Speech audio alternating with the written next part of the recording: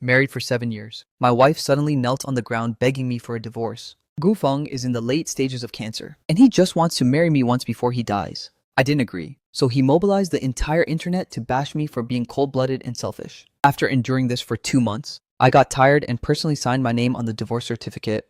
At the entrance of the Civil Affairs Bureau, she clutched the brand new divorce certificate in her hand, but her gaze anxiously drifted toward the roadside. Her dying first love, Gufeng, was leaning against a luxury car, flashing a winner's smile at me. She said it was just an act, and that we would remarry as soon as Gufeng died. I believed her, but she turned around and incited public opinion, demanding that I attend their wedding. Because of this, my parents also suffered an unprecedented blow. Unable to bear it any longer, I decided to fight back, only to find out that from the very beginning to the end, it was all a conspiracy engineered jointly by her Shenshi and him. Once we step out of this door, we will be strangers in the legal sense. I heard my own voice terrifyingly calm.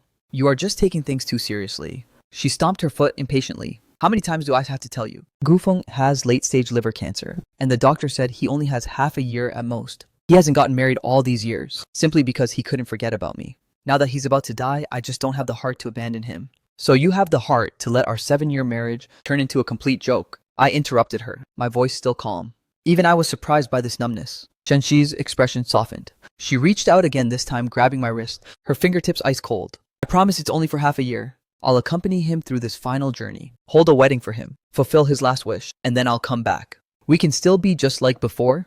I gently pulled my hand back. The chill from her fingertips still lingered on my wrist. Do you think that's even possible? The white car window rolled down, and Gufeng waved at us from over there, his movements carrying an intentional weakness to the bone. I stared at him, remembering seeing him at the entrance of our neighborhood a month ago. Back then, he could still carry 2 bags of fruit and walk as fast as the wind. I have to go. Shenshi glanced at her phone, her tone growing rushed. Gufeng can't stand for too long. He needs to rest. Go ahead. I nodded. Turning around to walk in the other direction, Zhu Tianxi called out to me from behind, her voice broken slightly by the wind. Remember our agreement. I didn't turn back. Just raised my hand and gave a wave, not knowing if it was a final goodbye or just a simple gesture. That night, inside the home we once shared, I sat alone on the sofa, staring at the wedding photo still hanging on the wall. In the photo, Shenshi leaned on my shoulder, her eyes smiling into crescent shapes. Back then, her smile was real. At least I thought it was real. The phone on the coffee table buzzed nonstop, the screen lighting up and going dark again, all filled with messages from friends. Shuqin is what Shenshi posted on her friend circle true. You guys got a divorce. Old Shu, what's going on? I read that long post Shenshi published. Did that Gufeng guy really get cancer? Brother, are you okay? Do you need to go out for a drink? I opened WeChat Moments, and the very first post was the long text Shenshi posted 3 hours ago. A photo of her and Gufeng together. Gufeng was lying on the hospital bed looking pale, while she sat by the bed holding his hand, her eyes so gentle they could melt into water. The caption was a sprawling essay of over 1,000 words, narrating a deeply moving love story. A deeply devoted male classmate who suffered years of unrequited love, now afflicted with a terminal illness and running out of time, whose only wish was to hold a wedding with his first love. And she, a kind-hearted woman, in order not to let a life be left with regrets, decided to temporarily put her own marriage aside to help this old friend fulfill his final wish. The article was written with genuine feeling and sincerity, its writing smooth and fluent. If the main character weren't my ex-wife, I would have almost been moved to tears myself. The comment section had already completely exploded. Shishi, you are simply too kind-hearted. This is what true love is all about. I'm so moved I'm crying. Your ex-husband should support you. This is doing a good deed. Gufeng is so pitiful. Shishi, you are an angel. If it were me, I would do the exact same thing. In the face of life and death, everything else is trivial. Scrolling down through the comments one by one, I spotted a few familiar names. Mutual friends of mine and Shenshi, and there were even 2 of my distant cousins. They were all cheering for Shenshi's act of benevolence, praising her selflessness and great love. There were only a tiny handful of differing voices. But isn't this too unfair to your husband? Divorce is a major deal. Even if it's a fake divorce, it's still way too ridiculous. Beneath these comments, someone quickly replied, Kikuonsu countered. How can you be so cold-blooded? The man is literally dying. Don't you have even a bit of sympathy? Exactly. She already stated that it's a fake divorce, and they will remarry once the whole thing is over. What could possibly be the problem with that? People nowadays are really just too selfish. I put down my phone and walked out onto the balcony. The early autumn breeze already carried a chill, blowing against my face and clearing my head. The streetlights downstairs cast a dim yellow glow, with occasional cars driving past. The sound of tires rolling over the pavement was monotonous and distant. The phone buzzed yet again. This time it was Shenshu's mother, my ex-mother-in-law, Shu Qin. Her voice came through the receiver, carrying her usual warmth. Shishi told me everything. Just be understanding towards her. This child has been soft-hearted ever since she was little, and she can't bear to see others suffer. Don't worry. Once she helps Gufeng through his final journey, I will personally escort her back to remarry you. I opened my mouth, my throat dry. Auntie, this isn't a matter of being soft-hearted or not. Then what kind of matter is it? Her tone suddenly became severe. Shuqin, it's not that I want to criticize you, but a man needs to be magnanimous. How pitiful is that child Gufeng, leaving this world at such a young age. His parents have to suffer the tragedy of bearing their own child, and their only wish is to see their son get married. Shishi is doing a good deed. She is accumulating good karma. You too will receive good fortune in the future. Clutching my phone, listening to the endless moralizing on the other end, I suddenly found that all words felt completely hollow and weak. In her eyes, this was a simple multiple choice question. Either support Shenshi's act of benevolence, or be labeled as cold-blooded and selfish. After hanging up the phone, I received a WeChat message from Shenshi. It was a photo, a picture of her and Gufeng together in the hospital ward. Both of them were wearing white shirts, with a large Chinese character for double happiness pasted on the background wall. Though Gufeng looked pale in the photo, his smile was brilliant, and Shenshi snuggled close to his side, her expression filled with a cautious tenderness. We held a simple ceremony in the ward today, she messaged. Once Gufeng feels a bit better, we'll go to Sanya to have a proper wedding. He said he has always wanted to go to the seaside with me. I stared at the photo for a very long time, until my eyes began to sting, before finally replying with a single word, okay. A week later, Shenshi's friend circle updated with a 9-photo grid. Deep blue sea and clear sky, a pure white wedding dress. Gufeng was dressed in a suit. Though thin and emaciated, his spirits looked quite good. The two were embracing and kissing on the beach, with a romantic sunset right behind them. The caption read, "True love has nothing to do with time. It only concerns the heart. Even if it lasts for just a single day, it is still eternity." This post on her friend circle received the highest number of likes and comments in history. Our mutual friends sent their blessings one after another, as if this newlywed couple were the enviable match made in heaven, while the 7-year marriage between me and Shenshu was merely an insignificant stepping stone in the face of this true love. In the university alumni group chat, someone asked me, "Brother, try to look on the bright side. Shenshu is also doing a good deed after all. Once this matter passes, you too will still be well." Exactly, your story is trending all over the internet right now. A lot of big influencers have forwarded it, saying it's the most moving love story of the year. Shuqin, you must support Shenshu, okay? She is also under a lot of pressure right now. Although most people on the internet support her, there are still some making nasty remarks. I opened Weibo, and sure enough, at the bottom of the hot search list, I saw the trending topic, divorcing for a terminally ill first love. Clicking into the top post, it was a long article published by a big relationship influencer, narrating in detail how my friend Shenshi sacrificed her small love to fulfill a greater love. In the comment section, countless netizens were deeply moved, praising Shenshi as a truly kind person, and the most beautiful embodiment of love.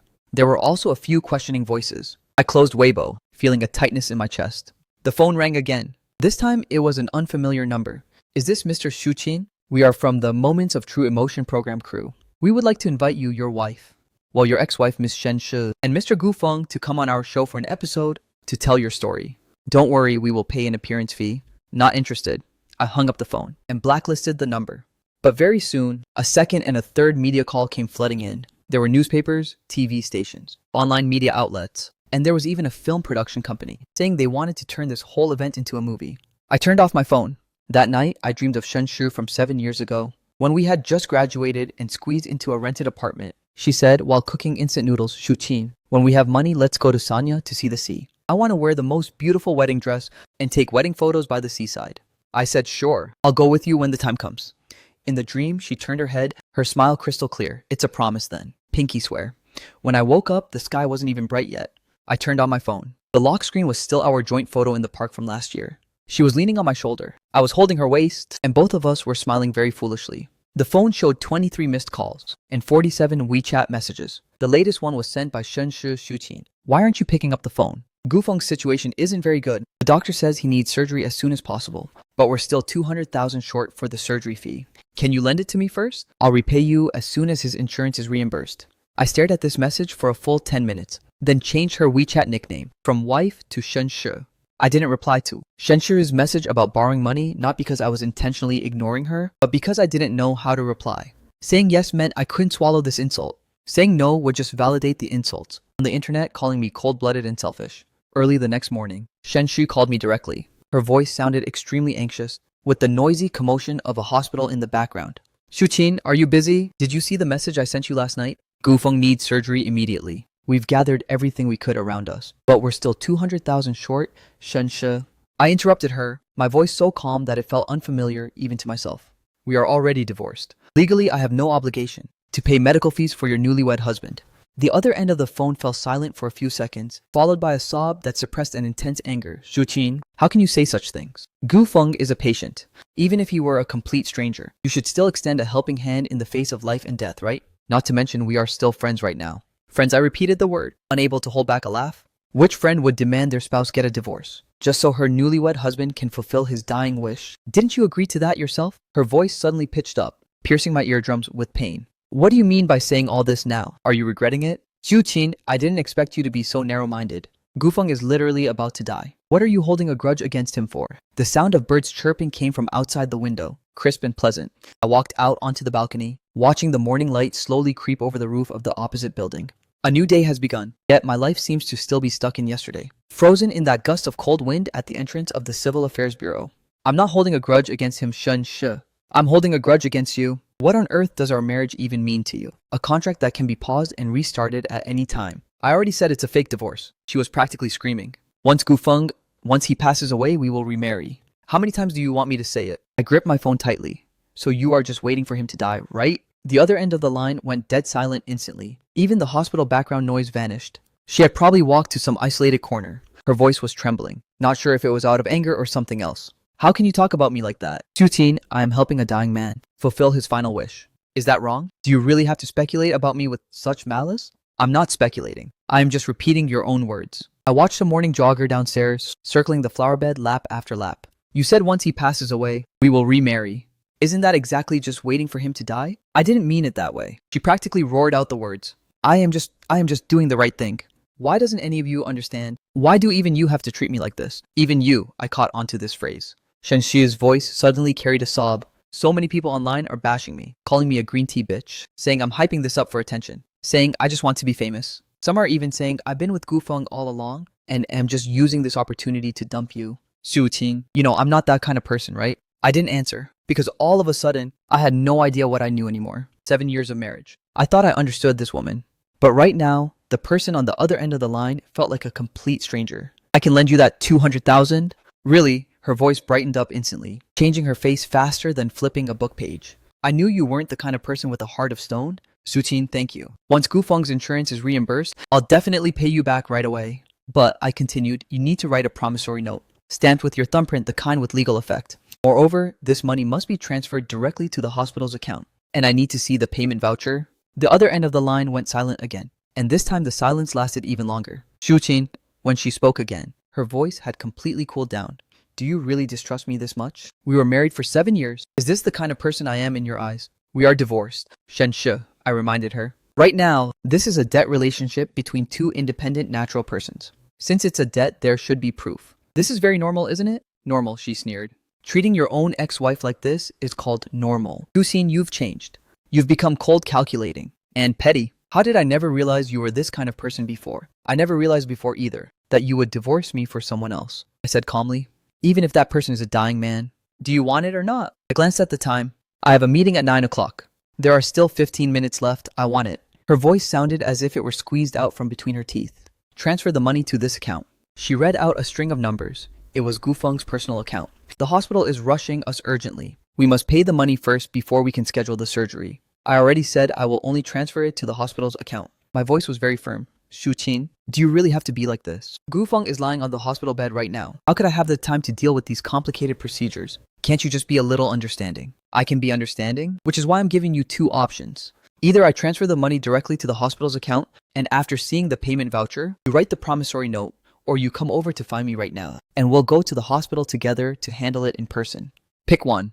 I can't get away right now. Gufeng needs someone to take care of him. Then pick the first one. The sound of deep breathing came from the other end of the line. Once, twice, 3 times. Fine. Transfer it, then I'll send you the hospital's account. Her voice was exhausted and angry. But Xiuqin, you will regret this. When you need help in the future, don't expect me to.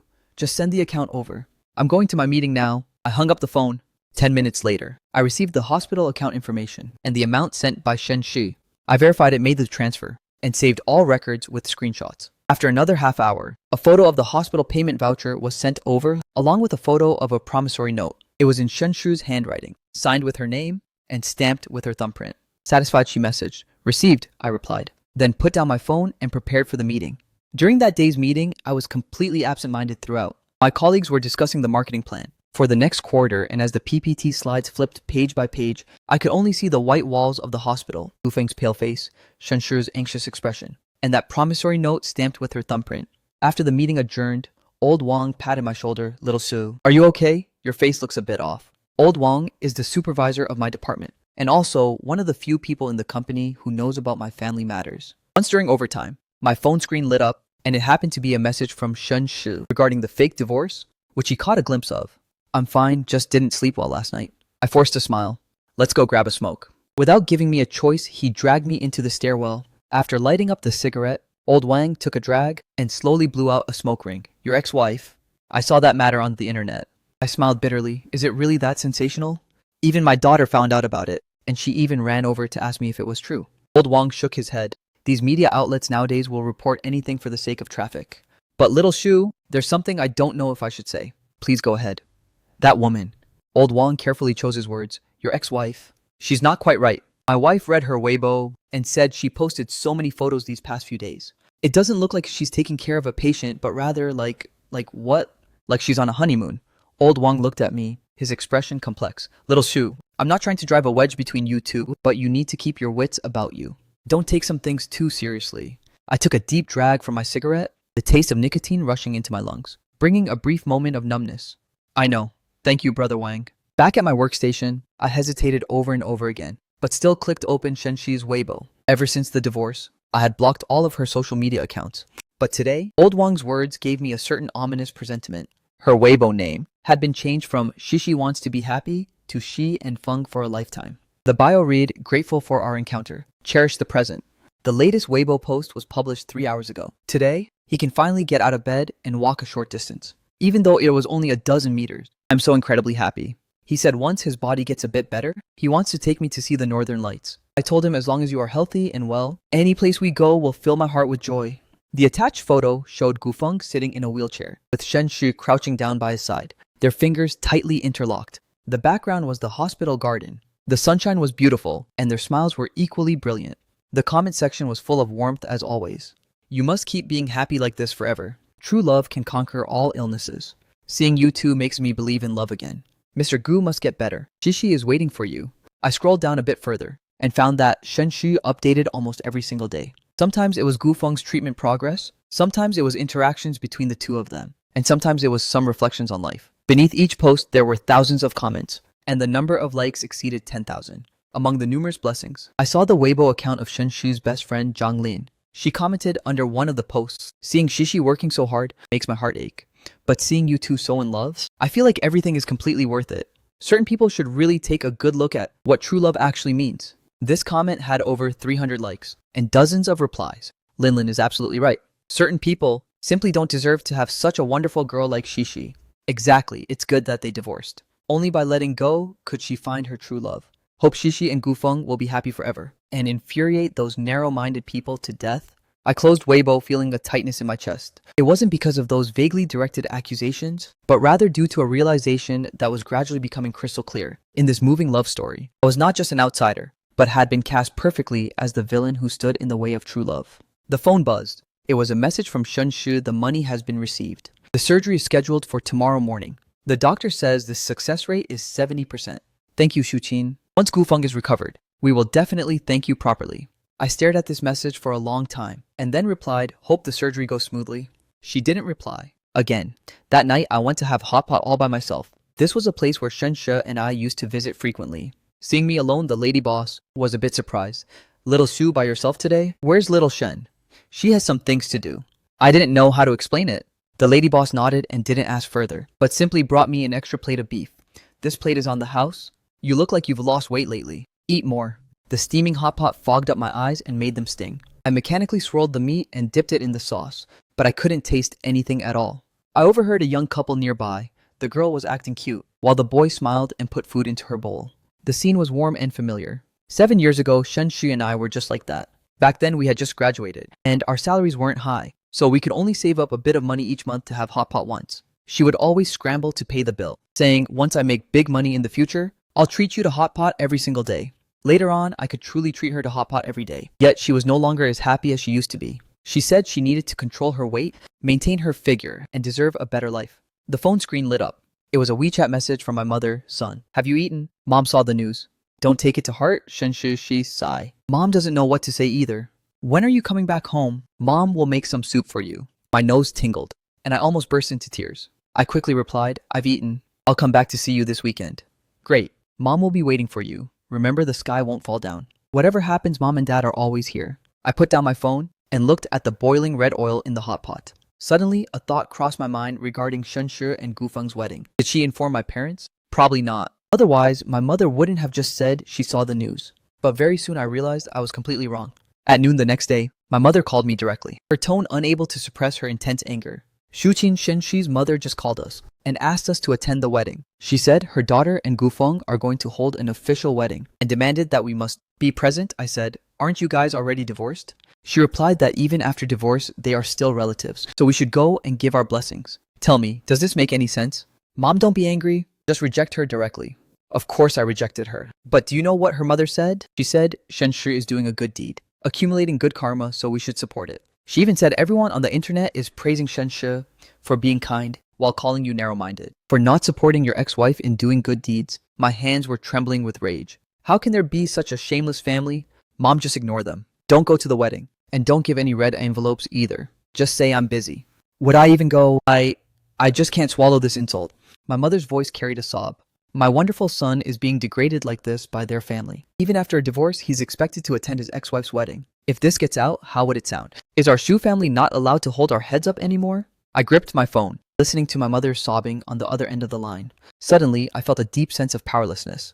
This act of benevolence, this great love, had not only hijacked my marriage, but now even my family was being dragged into it. Mom, don't worry. I will handle this matter properly. You and Dad take a good rest at home, and I'll come back to see you this weekend.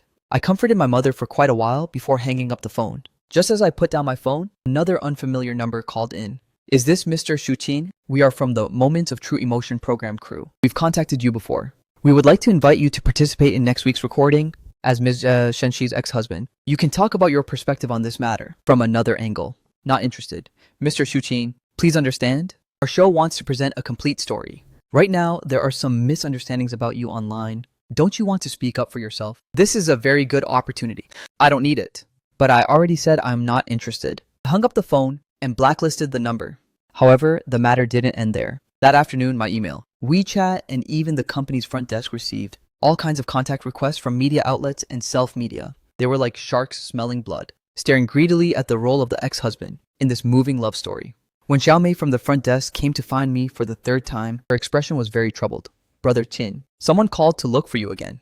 They said they are a reporter from the City News and wanted to ask about your thoughts on your ex-wife's remarriage. Hang up on these kinds of calls directly from now on. I said, but Xiaomei lowered her voice. Old Wang wants you to go to his office for a moment. My heart sank, roughly guessing what it was about. Sure enough, Old Wang's expression wasn't very good. He signaled for me to close the door and handed over a document. Take a look at this. It was an internal public opinion report from the company. The report mentioned that among recent searches related to our company, a significant portion was linked with keywords like Su Qin divorce and terminally ill first love.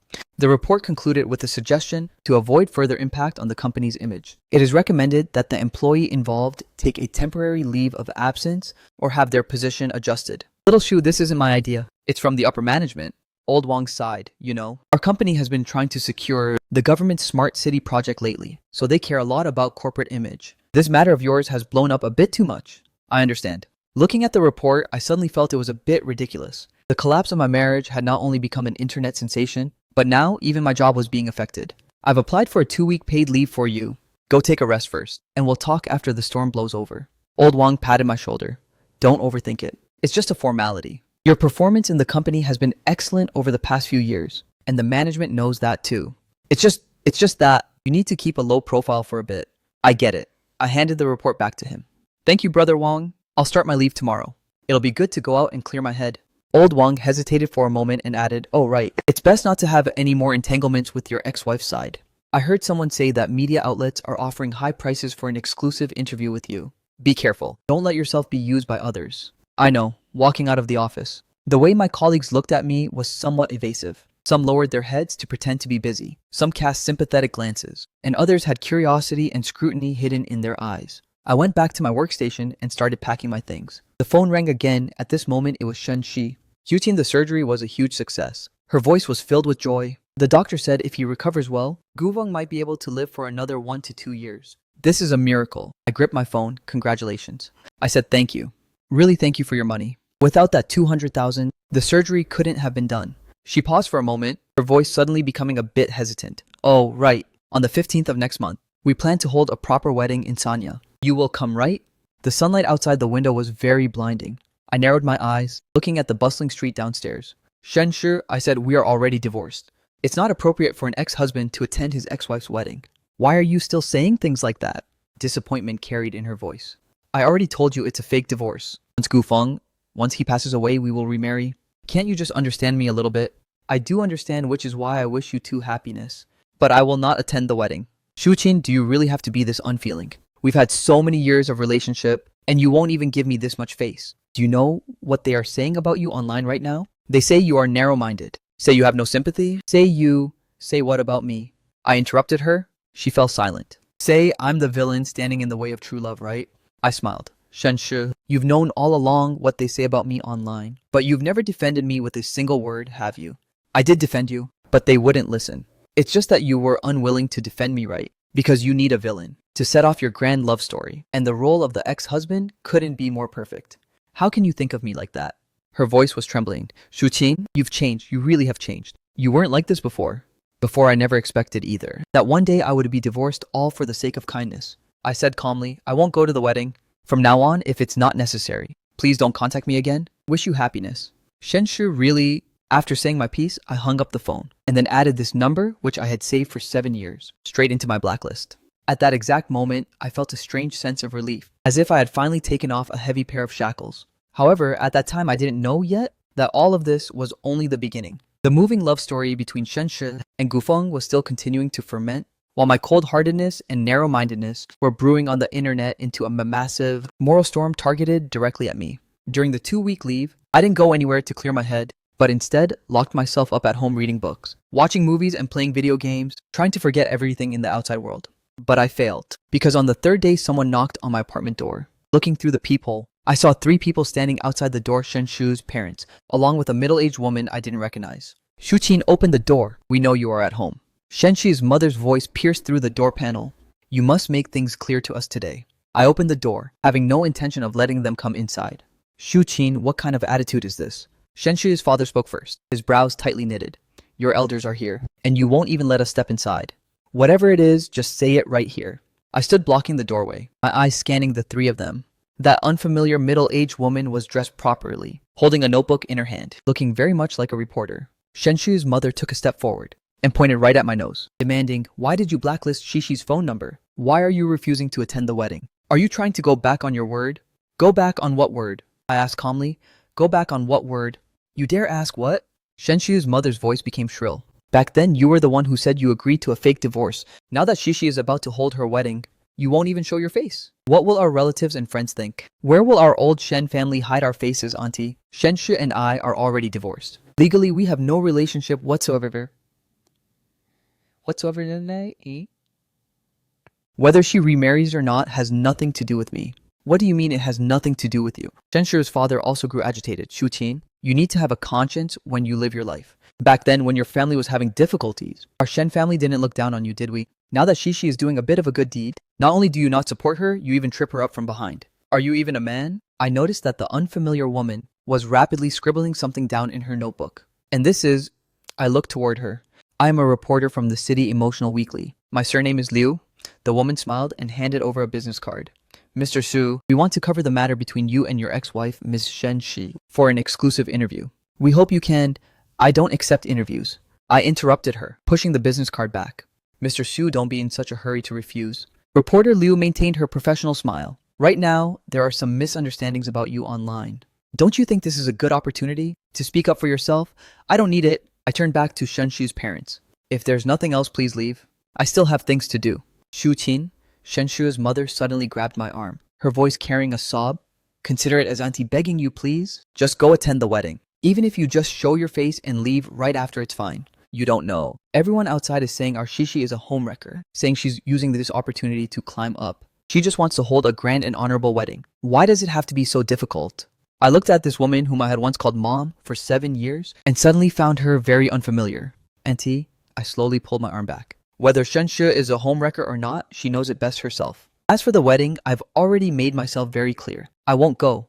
Shenshu's mother's face turned from white to red. She snapped her head around to look at reporter Liu. Reporter Liu, you've seen it all. He is just this cold-blooded.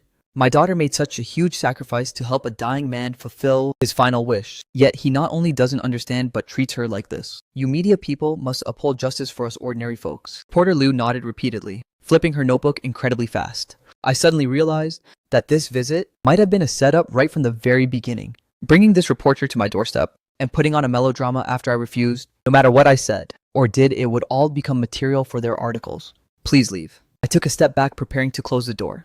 Shuqin, think about it again. Shenshu's father blocked the doorway. The wedding is on the 15th of next month. We'll cover your flight tickets and accommodation to Sanya. You just need to show up. Consider it as uncle begging you, all right? I looked at this man who had once said he was entrusting his daughter to me and suddenly felt a wave of absurdity. Uncle, let me ask you a question. I said, if it were your wife's ex-boyfriend who was dying today and he wanted to marry your wife to fulfill his wish, would you agree to a fake divorce? Shenshu's father was stunned, opening his mouth but unable to utter a single word. You see, I smiled faintly. You wouldn't agree to it either, because marriage is not a joke, and there is no difference between real and fake. You understand this logic better than I do, don't you? How can that be the same? Shenshu's mother cuts in. Gufeng is about to die. It's a special circumstance. Everyone dies. Does that mean every dying person can demand someone else's spouse marry them? You are just bickering. Shenshu's mother lost her temper completely. I'm just being reasonable. I looked at her. If reason doesn't work, then there's nothing left to say. Please leave. Shuqin, you will regret this. Shenshu's mother threw down one last threat, then dragged her husband and the reporter away in a furious huff. I closed the door and leaned against the door panel, letting out a long breath.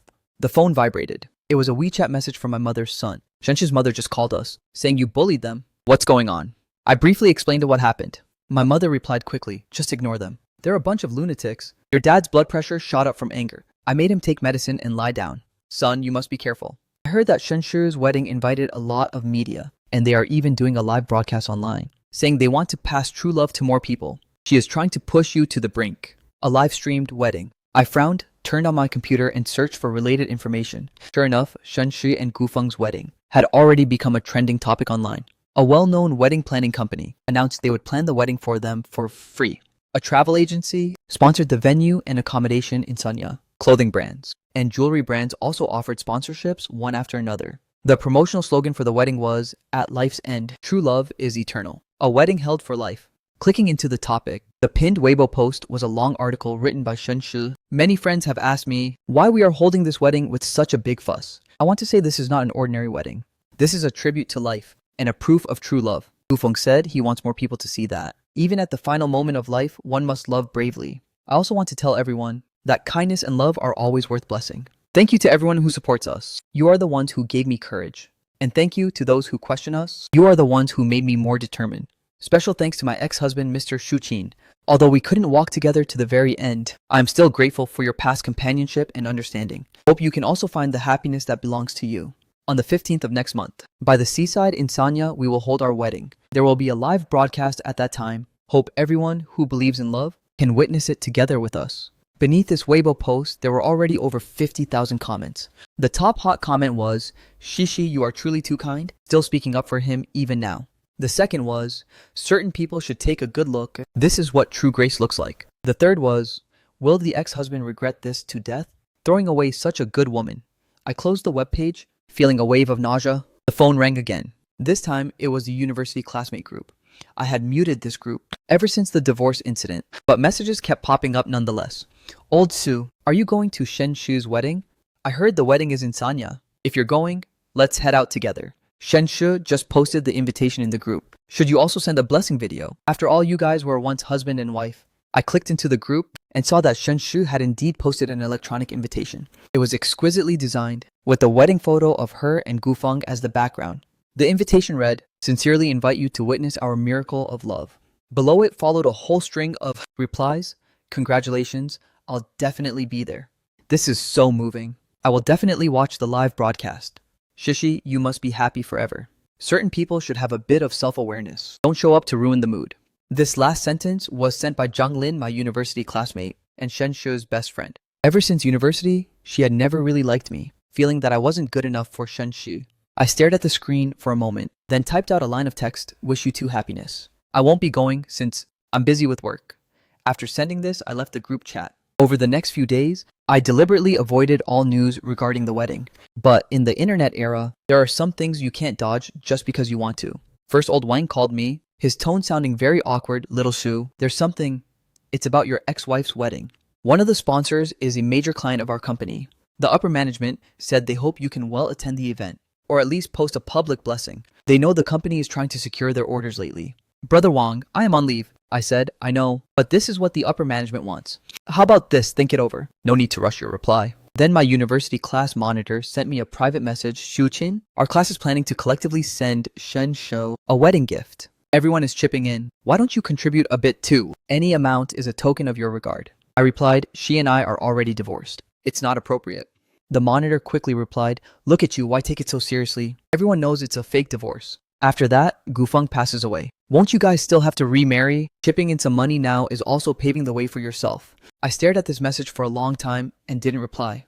Paving the way? Paving what way? Paving a path that makes the love story between my ex-wife and her new husband even more earth-shatteringly moving. Finally, it was my cousin in the family group chat. "Little Chin, your aunt and the others are asking me if you're going to Shenshi's wedding. They need to prepare the red envelopes. They said if you go, they'll pack more money. And if you don't go, they'll pack less.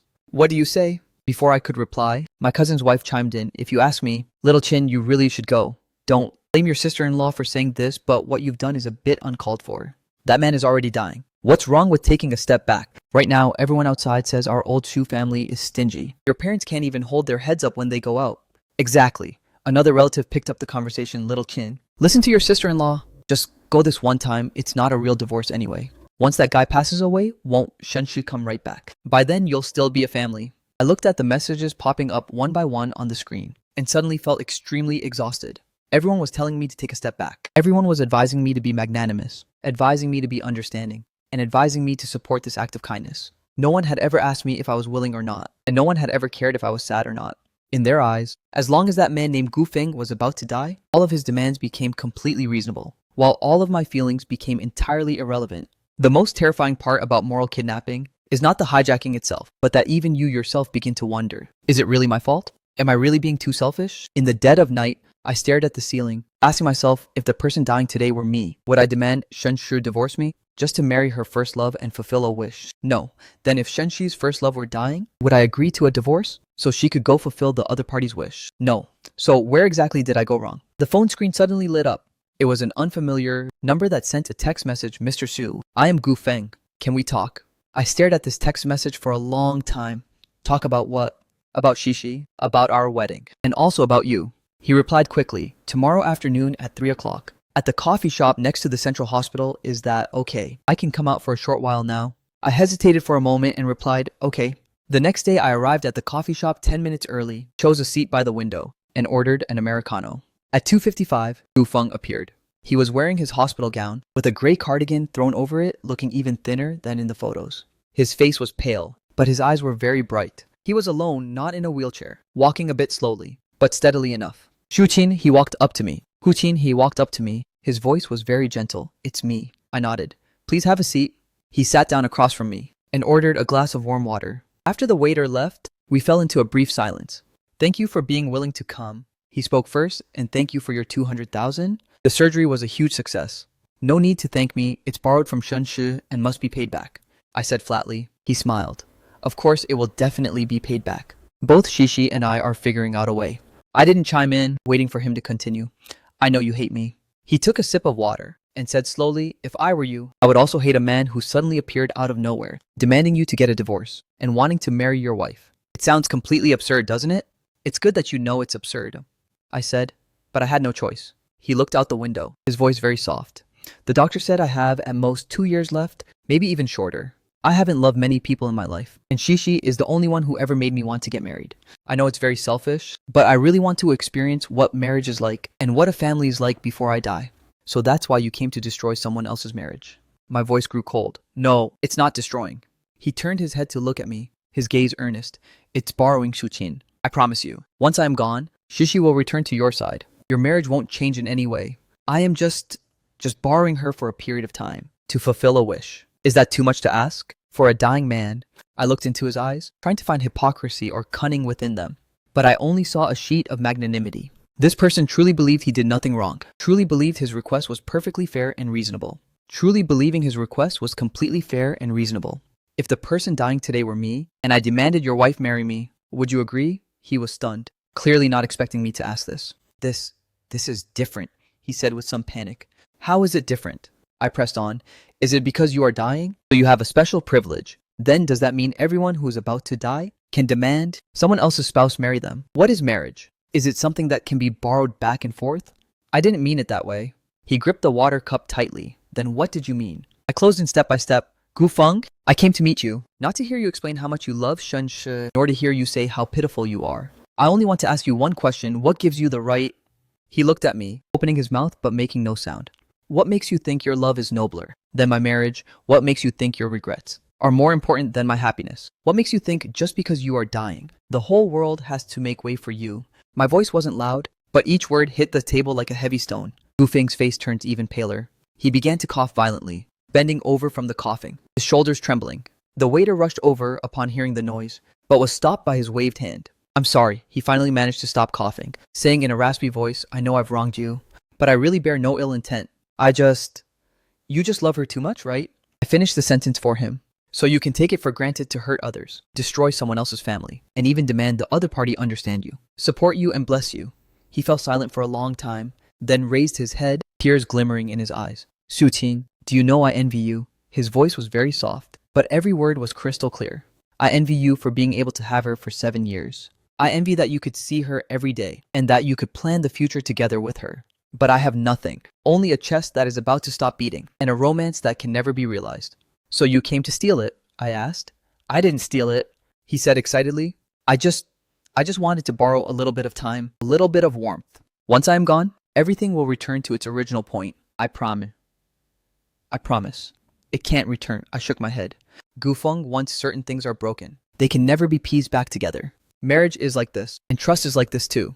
He looked at me, his tears finally falling down. Then what about me? He choked up and asked, am I supposed to just die in loneliness like this, carrying eternal regret? I just wanted to experience the feeling of being loved. Is that wrong? You are not wrong, I said. Wanting to be loved and wanting to get married are not wrong. But you shouldn't do it at the cost of hurting someone else. Gufeng, this world doesn't revolve around you, nor does it revolve around any dying person. Everyone has their own life, their own choices, and their own rights. You cannot demand the whole world change the rules for you just because you are about to die. He cried even harder, his shoulders shaking up and down like a child's. I suddenly felt a sense of absurdity. This man stole my wife and ruined my marriage. Yet, now he was crying and complaining about his misfortune right in front of me. I won't go to the wedding and I won't give my blessings. But there is one sentence I want to tell you. Treasure the time you have left and use it to do something truly meaningful, instead of obsessing over an illusory wedding. Marriage is not just a show, it's a responsibility. Love is not about possession, it's about fulfillment. If you truly love Shenshi, you should want her to be happy, rather than dragging her into your tragedy. He raised his tear-blurred face and looked at me. Then why don't you let her be happy? I already did, I said calmly, which is why I divorced her. But her happiness should not be built upon my pain, nor should it become your consolation before you die. Gufeng, wake up. You are dying. This is your tragedy, not anyone else's. You cannot demand the whole world put on a play with you. After saying that, I stood up and put down the money for the coffee. Wait, he called out to me. What if I cancel the wedding? What if I leave? Shishi, will you forgive her? Will you two remarry? I turned around and looked at him. Gufeng, the problem has never been you, nor is it the wedding. The problem is that Shenshi chose you instead of me, and my choice is to never look back. When I walked out of the coffee shop, the sunlight was blinding. I took a deep breath, feeling that the heavy stone pressing on my chest for so long had finally loosened up a bit. The phone rang. It was Shenshi. Shuqin, did you meet Gufeng? What did you say to him? He's been crying ever since he came back, saying you won't forgive him, and that you want to destroy his final wish. How could you do this? He is still a sick patient.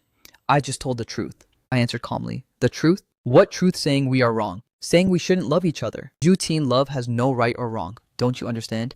I do understand, which is why I don't blame you for loving each other. I only blame you two for using your love to kidnap my life. Shenshiroshiomasa interrupted her. This is the last time I will ever talk to you on the phone. I won't go to the wedding and I won't give my blessings. From now on, you are you and I am I. We owe each other nothing. So let's just live our own lives.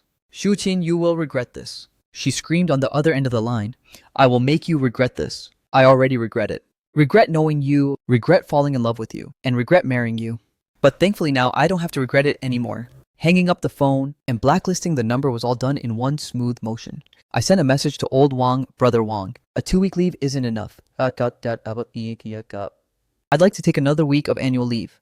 Also, if the company feels that I'm affecting its image, I can resign. Old Wang replied very quickly. Don't be impulsive. I've approved the annual leave. You get some good rest, and we'll talk about the resignation later. Looking at this message, I smiled slightly and hailed a taxi. I said to the driver, to the airport. All right, what time is your flight? The earliest one, doesn't matter where it's going. The car started, and the scenery outside the window began to recede. The phone vibrated once. It was a WeChat message from my mother's son. Your aunt and the others came to find me again. They said it's unfilial of you not to go to the wedding, and that our family will be criticized behind our backs. Mom ignored them. Don't worry, Mom will always stand by your side. My eyes welled up with tears and I replied, Mom, I'm going out to clear my head, and I'll be back in a few days. You and Dad take good care of yourselves. Okay? Stay safe, and remember to eat on time. The car drove onto the highway, and the city skyline gradually blurred behind me. I turned off my phone and closed my eyes. When the plane took off, the weightlessness made me dazed for a brief moment. Looking at the shrinking city outside the window, I suddenly thought of Gufeng's words. I just wanted to borrow a little bit of time, a little bit of warmth. Then what about me? What do I want to borrow? I want to borrow a little bit of peace, a little bit of freedom, and a little bit of a life free from being kidnapped. The plane arrived in Lijiang late at night. I hadn't booked a hotel, so dragging my suitcase, I walked around the outskirts of the ancient city. I found an inn that looked peaceful. The landlady was a Naxi woman in her 40s. Seeing me check in so late at night, she didn't ask many questions. She just took the money and handed over the keys. The room was on the 3rd floor of an old wooden structured building. Pushing open the window, I could see the dark, quiet mountains in the distance. The ancient city had already fallen asleep, with only a few lanterns glowing softly in the alleys. I took a shower and lay in bed, but I didn't feel sleepy at all. The phone sat silently on the nightstand. I stared at it for a long time, and in the end, I still picked it up. Turning it on, a barrage of notification sounds erupted. Missed calls, text messages, WeChat alerts, and countless little red dots on social media apps, densely packed together like some kind of skin rash. Most of them were from unfamiliar numbers, probably media reporters again. On WeChat, the university class group, the family group, and the work group were all spamming like crazy. The unread message counts were all 99 plus. I clicked to open the family group chat, where the latest message stopped at 10 minutes ago. My cousin's wife wrote, "Everyone go to the live stream, the wedding has started. Shishi looks so beautiful today." Below it was a long string of replies from relatives and friends. Some were marveling at how romantic the wedding was. Some were sighing over how grand their love was. And a few more, I stopped reading. I scrolled up a bit and saw a screenshot of the live stream. Shenshi was wearing a pure white wedding dress, and Gufeng was in a black tuxedo. The two were kissing under the seaside sunset. The picture was beautiful. If I didn't know the story behind it, I would probably have been moved too. Exiting the family group, I opened my moments. Shenshi had posted a 9-photo grid of the wedding, captioned, "At this moment, I have no regrets in this life. Thank you to everyone who blessed us. Love you all, heart." The number of likes and comments was staggering. I saw many familiar names, former colleagues, old classmates, and even one of my distant cousins. Without exception, they were all sending blessings, with passionate words, as if this were the wedding of the century. Scrolling down further, I saw a post on Moments from Zhang Lin. "Finally, this day has come. Seeing Shishi look so happy, I cried my eyes out. True love deserves to be blessed. As for certain narrow-minded people, just let them wallow in envy, jealousy, and hate." Below it, a mutual friend replied, "Some people just can't bear to see others do well. Shishi deserves better. Leaving the wrong person is the only way to meet the right one. By the day, certain someone regrets it. Shishi will already be blissfully over the moon." Close my moments. Drew and opened Weibo. As expected, terminally ill groom's dream wedding had already rushed to the top of the hot search. Clicking into the #1 spot, the pinned post was a link to the wedding's live stream room. The real-time viewer count showed 3.7 million and was still constantly rising. I hesitated for a moment, but still clicked inside. The screen was currently broadcasting the segment where the newlyweds exchange rings. Gufeng's hand was trembling, and Shenshu gently held his hand to help him put on the ring. The camera zoomed in, showing the tears in Gufeng's eyes and Shenshu's deeply affectionate gaze. The background music was that overly cliche song, "Today You're Marrying Me," but in this kind of atmosphere, it actually felt exceptionally fitting. The bullet comments were rolling frantically, most of them blessing them while furiously bashing me. Looking at these comments, I suddenly found it hilarious. Over 3 million people were shedding tears for a man who destroyed someone else's family, and my ex-wife, while simultaneously spitting on me as a scumbag. The screen switched to the host's interview segment. The host was a very famous emotional program host known for playing on people's emotions. Shishi, can you share your current feelings with us? Shenshi took the microphone. Her eyes were still red. I am very happy. Really. Although I know this happiness might be very brief, I will treasure every single minute and second. Thank you, Gufeng, for appearing in my life. And thank you for letting me know that love can transcend everything, including life and death. Thunderous applause erupted below the stage, and the bullet comments were another wave of tears. Mr. Gufeng, is there anything you want to say to Shishi? Gufeng coughed twice, his voice weak but firm. Shishi, thank you for being willing to marry me. I know what I can give you might not be much, and the time isn't long, but I will use all my strength to love you until the very last moment of my life. Meeting you in this lifetime makes it all worth it. The host wiped the corner of his eyes. This is too moving. I'm almost crying myself. So you two, is there anything you'd like to say to those who questioned you? Shen Shi and Gufeng exchanged a glance, and then Shen Shi faced the camera, her expression suddenly turning firm. I want to say to those who question us, love is not wrong, and kindness is not wrong. If you cannot bless us, at least please do not cause harm. Everyone has the right to pursue happiness. We just made a choice within our limited time, so that we wouldn't regret it. Well said. The host took the lead in applauding. Then, are there any words you'd like to say to that friend who couldn't make it to the venue today? I knew he was talking about me. The bullet comments also exploded instantly. Ex-husband warning. Host, if you know how to talk, say some more. Sitting tightly, waiting for the ex-husband to get blasted. Shenshi fell silent. She lowered her head, and when she looked up again, there were tears in her eyes. I want to say to him, I'm sorry. And also thank you. I'm sorry, because I made you bear so much gossip. Thank you for being willing to fulfill our wish at the final moment. I hope you can find your own happiness too. Really, her words were beautifully spoken, perfectly demonstrating what it means to return good for evil. Sure enough, the bullet comments spammed another wave. Shishi is too kind. The ex-husband doesn't deserve her. He didn't treasure such a good woman. He deserves to be single. I shut down the live stream. A few dog barks came from outside the window, and faint rooster crows echoed in the distance. Dawn was about to break. I lay in bed, staring at the mottled patterns on the wooden ceiling. I suddenly remembered many years ago, back when Shen Shi and I still lived in a rented room. At that time, we couldn't afford an air conditioner, and it was too hot to sleep in the summer, so we would just lie on the floor and chat. She said, Chuchin, what would you do if I were to die one day? I said, don't talk nonsense. You'll live a long life. I'm just saying, what if? Then I would die right along with you. Liar, she laughed. You'd definitely find a new wife right away, and forget about me. I wouldn't. I turned over to look at her.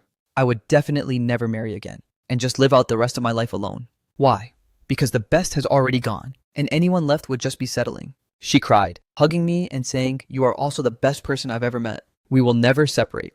How far is forever? It turns out it's only 7 years. The phone vibrated again. This time, it was a call from old Wang. Little Shu, where are you? His voice was very urgent. Li Jiang, on leave? What's wrong, brother Wang? Hurry up and check. Weibo, something happened. I reopened Weibo and found that another topic had been added to the hot search list. Reason for ex-husband's absence from wedding.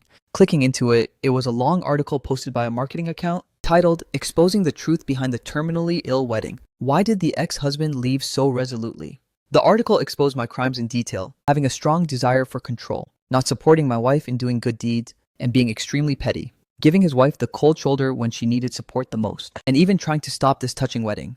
The attached picture was the wedding photo of me and Shen Shi, but my face was stamped with a scumbag watermark. The end of the article read, what right does a man like this have to receive Shishi's love? And what face does he have to keep tangling with her after the divorce? Fortunately, Shishi bravely left him and found true happiness. We wish Shishi and Gufeng the best. And we also advise a certain ex-husband, be kind and build up some good karma for yourself. The shares of this article had already exceeded 100,000 and the comments were filled with nothing but insults directed at me. I scrolled further down, only to see several more pieces of similar content. There were insiders breaking the news, claiming that I committed domestic violence against Shen Shi after marriage. There were former colleagues saying my work ability was poor, and that I relied on connections to get promoted.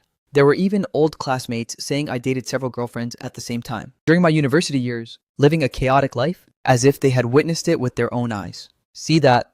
Old Wang sighed on the other end of the line. Someone is targeting you. I asked around. It's a PR team hired by Shen Shi's side. They want to direct the public opinion toward you, to whitewash her. Whitewash? I sneered. What does she need to whitewash? Isn't she an angel of kindness? An angel of kindness still needs a villain to set her off. Old Wang said. Little Shu, take my advice. Hurry back, hold a press conference, and clear things up. If this keeps up, you won't even be able to keep your job. The big boss approached me personally this morning, saying the company's image has been severely damaged and demanding an explanation from you. An explanation for what? Explaining why I didn't attend my ex-wife's wedding, or explaining why I refused to cooperate with them in putting on a show. Why are you getting stubborn with me? Old Wang grew anxious. Right now, it's not a question of right or wrong. It's a question of public opinion. Do you know what people are calling you online right now? Calling you a scumbag is already an understatement. Some are even saying they want to dox you and cause your social death. Then let them dox me, I said calmly. I haven't done anything wrong.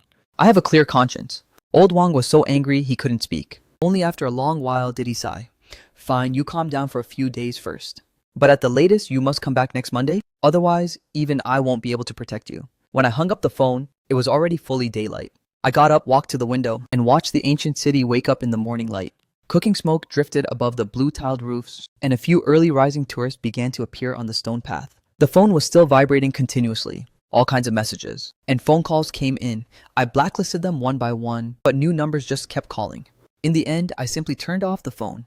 The landlady of the inn had prepared breakfast, simple porridge, and pickled vegetables. I sat by the stone table in the courtyard, eating slowly. The landlady was watering the flowers, glancing at me occasionally, hesitating to speak. If you want to say something, go ahead, I said, putting down my bowl. Well, she hesitated for a moment. I saw you on my phone. Are you that ex-husband? I nodded. She continued watering the flowers. And after a while, she spoke again. What they say online, don't take it to heart. I've run this inn for so many years and seen too many people. I know some folks look glamorous on the outside, but you never know what they're truly like behind closed doors. Do you believe what's on the internet? Maybe half of it. She shrugged. But I can see you don't look like a bad guy. The eyes of a bad person don't look like yours. Then what should they look like? Murky, evasive. She put down the watering can and looked at me. Your eyes are clear. They're just a bit too tired. I smiled slightly, but didn't say anything. If you ask me, she sat down across from me. Who doesn't encounter some frustrating things in this lifetime? The key is to change your outlook. Look at those tourists. Some look completely miserable when they first arrive, but they leave with a smile. Why? Because they figured things out. The more you think about some things, the more you hit a dead end. So it's better to just let it go. As time passes, it will naturally fade away. Thank you, I said. Thank me for what? I took your room money. She stood up. The weather is good today. Go walk up the mountain and look at the clouds, and your mood will improve. We have a saying around here. If the mountain won't come to you, you must go to the mountain. There are some things you can't change, so you must learn to live with them. The landlady's words triggered a thought in my mind. After eating, I really went to climb the small mountain behind the inn. The mountain path wasn't steep, but was a bit slippery. By the time I reached halfway up, I was drenched in sweat, and I had finally shaken off some of the messy, chaotic thoughts in my head. Standing at the peak, looking at the ancient city below and the Jade Dragon Snow Mountain in the distance, I suddenly felt incredibly insignificant. All those feelings of love, hate, and resentment, all the rights and wrongs, seemed so completely trivial in front of the mountains. But humans must live among crowds after all. I went down the mountain and returned to the inn. The moment I turned on my phone, reality crashed down upon me again, dozens of missed calls and hundreds of unread messages. The latest one was a voice message sent by my mother. As it played, her voice carried a sobbing tone. Son, hurry up and come back. This morning, a group of people rushed into our residential neighborhood. They held up banners downstairs, shouting slogans saying they wanted to demand justice for your ex-wife. Your dad was so angry, his heart condition flared up, and now he's in the hospital. My mind went blank with a loud buzz. Which hospital? I immediately called it back. The city hospital emergency room. My mother's voice was trembling. Please hurry back. Mom is scared. I will book a flight right away. I'll be there tonight. Mom, don't be afraid. Take good care of Dad. I'll be back right away. After hanging up the phone, I immediately checked for flights. The earliest return plane was at 3 p.m., arriving in the city at 7 p.m. I quickly packed my luggage and went downstairs to check out. Seeing my rushed appearance, the landlady didn't ask questions and only said, "Have a safe trip." On the way to the airport, I kept refreshing the news. Sure enough, the incident of my neighborhood being surrounded and blocked had already hit the local hot search. In the video, over a dozen young people were holding a banner that read, "Scumbag return justice to Shishi," shouting slogans at the entrance of the neighborhood. The security guards tried to stop them, but it was useless. More and more onlookers gathered. Below the video, the comments overwhelmingly supported those protesters. My hands were shaking, not from fear, but from pure anger. They could call me names, they could slander me, but they could not touch my family. On the plane, I watched that video over and over again, memorizing the faces of those key ringleaders. One of the girls among them looked familiar. She was Zhang Lin's cousin. who had appeared in Shen Shi's wedding photos. So that's how it is. This wasn't a spontaneous protest. It was an organized action. At 8 p.m., I rushed to the city hospital. My father had already been transferred to a regular ward. My mother was guarding by the bedside, her eyes red and swollen. Mom, how is Dad? The doctor said he's stable for now, but he can't take any more shocks. Seeing me, my mother's tears fell again. Tell me, what kind of world is this? Our family has never had an argument with anyone. So why did this happen? Mom, I'm back. I will handle it. I gave her hand a reassuring squeeze. My father was awake, looking much weaker than before. Seeing me, he struggled to sit up. I quickly held him down. Dad, you stay lying down. Those people, my father gasped. Those people are talking utter nonsense. My son is not that kind of person. I know, Dad. I know. My nose tingled. Don't get agitated. Get some good rest. This matter was handed to me. After comforting my parents, I walked out of the ward and called old Wang in the corridor. Brother Wang, do you know about what happened at my house? I just saw the news. Old Wang's voice was very serious. Little Shu, this has blown out of proportion. Just now, the police even came to the company, saying someone reported you for suspected domestic violence and they need to investigate. Domestic violence? I laughed from sheer anger. Do they have any evidence? In today's world, who cares about evidence? If someone files a report, they have to investigate. Old Wang sighed. The company is also under a lot of pressure. Several partners have called to ask about it. The big boss means for you to be suspended for now and wait until the matter is fully investigated before saying anything else. Suspended. This is already the best outcome. Old Wang lowered his voice. Right now, the online public opinion is completely one-sided. So the company must take a stance. You lie low for a while and wait until the hype passes before figuring something out. I held the phone, unable to speak. Also, Old Wang continued. Shen Shu's side posted something again. Posted what? She posted a video, weeping as she begged netizens to stop disturbing your family, saying this is a matter between the two of you, and not to involve the innocent. Now everyone online is praising her for being magnanimous, saying you can't even compare to her. I hung up the phone and opened Weibo. Sure enough, Shen Shi's video was pinned on the hot searches. In the video, she wore no makeup. Her eyes were red and swollen, and she looked pitiful and vulnerable. Please, everyone stop disturbing Shu Qin and his family. Although we have separated, I still hope he lives a good life. Those protests, the doxing and insults were never my intention. Love has no right or wrong, and separating just means our fate ran out. Please give us some space, and show him some tolerance as well. I turned off the video, feeling a chill run through my entire body. This move was played beautifully. On one hand, she had people go stir up trouble at my house, while on the other hand, she posted a video to play the good person. She retaliated against me while maintaining her persona of kindness. The phone rang again. This time, it was an unfamiliar number. I hesitated for a moment but answered anyway. Hello? Is this Mr. Shu Qin? A female voice, very young. Yes, it's me. Who are you? I am a reporter from the Metropolitan Evening News. I'd like to interview you regarding the harassment your family has faced. May I ask what your views are on Ms. Shen Shi's appeal? Will you apologize to her? Apologize. I gripped the phone tightly. Why should I apologize? Because your actions have caused a great deal of trouble for Ms. Shen Shi and have also triggered criticism from public opinion.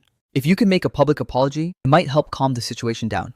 Comrade reporter, I interrupted her. If someone broke into your home today and harassed your sick father, would you apologize to the person who broke into your house?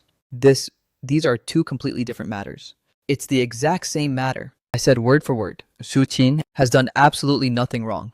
I will not apologize to anyone. If you media outlets really care about the truth, you should investigate those people who came to my house to cause trouble and see who instigated them, rather than standing here demanding the victim apologize. After saying that, I hung up the phone and turned it off. The corridor lights were a pale white and the smell of disinfectant was pungent. Leaning against the wall, I felt an unprecedented exhaustion. Just then, a nurse walked over. Are you the family member of bed 3? The patient needs to pay the fees now. All right, I'll go right away. Waiting in line at the payment counters, I stood at the very end of the line. I looked down at myself reflected in the black screen of the phone. My eye sockets were deeply sunken and I was covered in stubble, looking just like a fugitive. Suddenly, I heard two people in front of me chatting. Have you heard? The groom from that terminally ill wedding, his condition worsened. Really? Didn't they just get married? It's true. My friend works in the hospital and said he was sent to the emergency room last night. The situation doesn't look good. The bride is crying her eyes out and asking for help on Weibo. Sigh, how truly pitiful. Right after getting married, they have to face this. But that ex-husband is quite something too. The man is already dying, yet he's still so petty. Exactly, he doesn't have a single bit of compassion. My heart suddenly sank. Gu Feng's condition worsened after paying the medical fees. I turned on my phone and opened Weibo. Sure enough, Shen Shi had posted yet another update. I beg everyone to please save Gu Feng. He suddenly fell into a coma. The doctor said he needs surgery right away, but the surgery fee is another 300,000.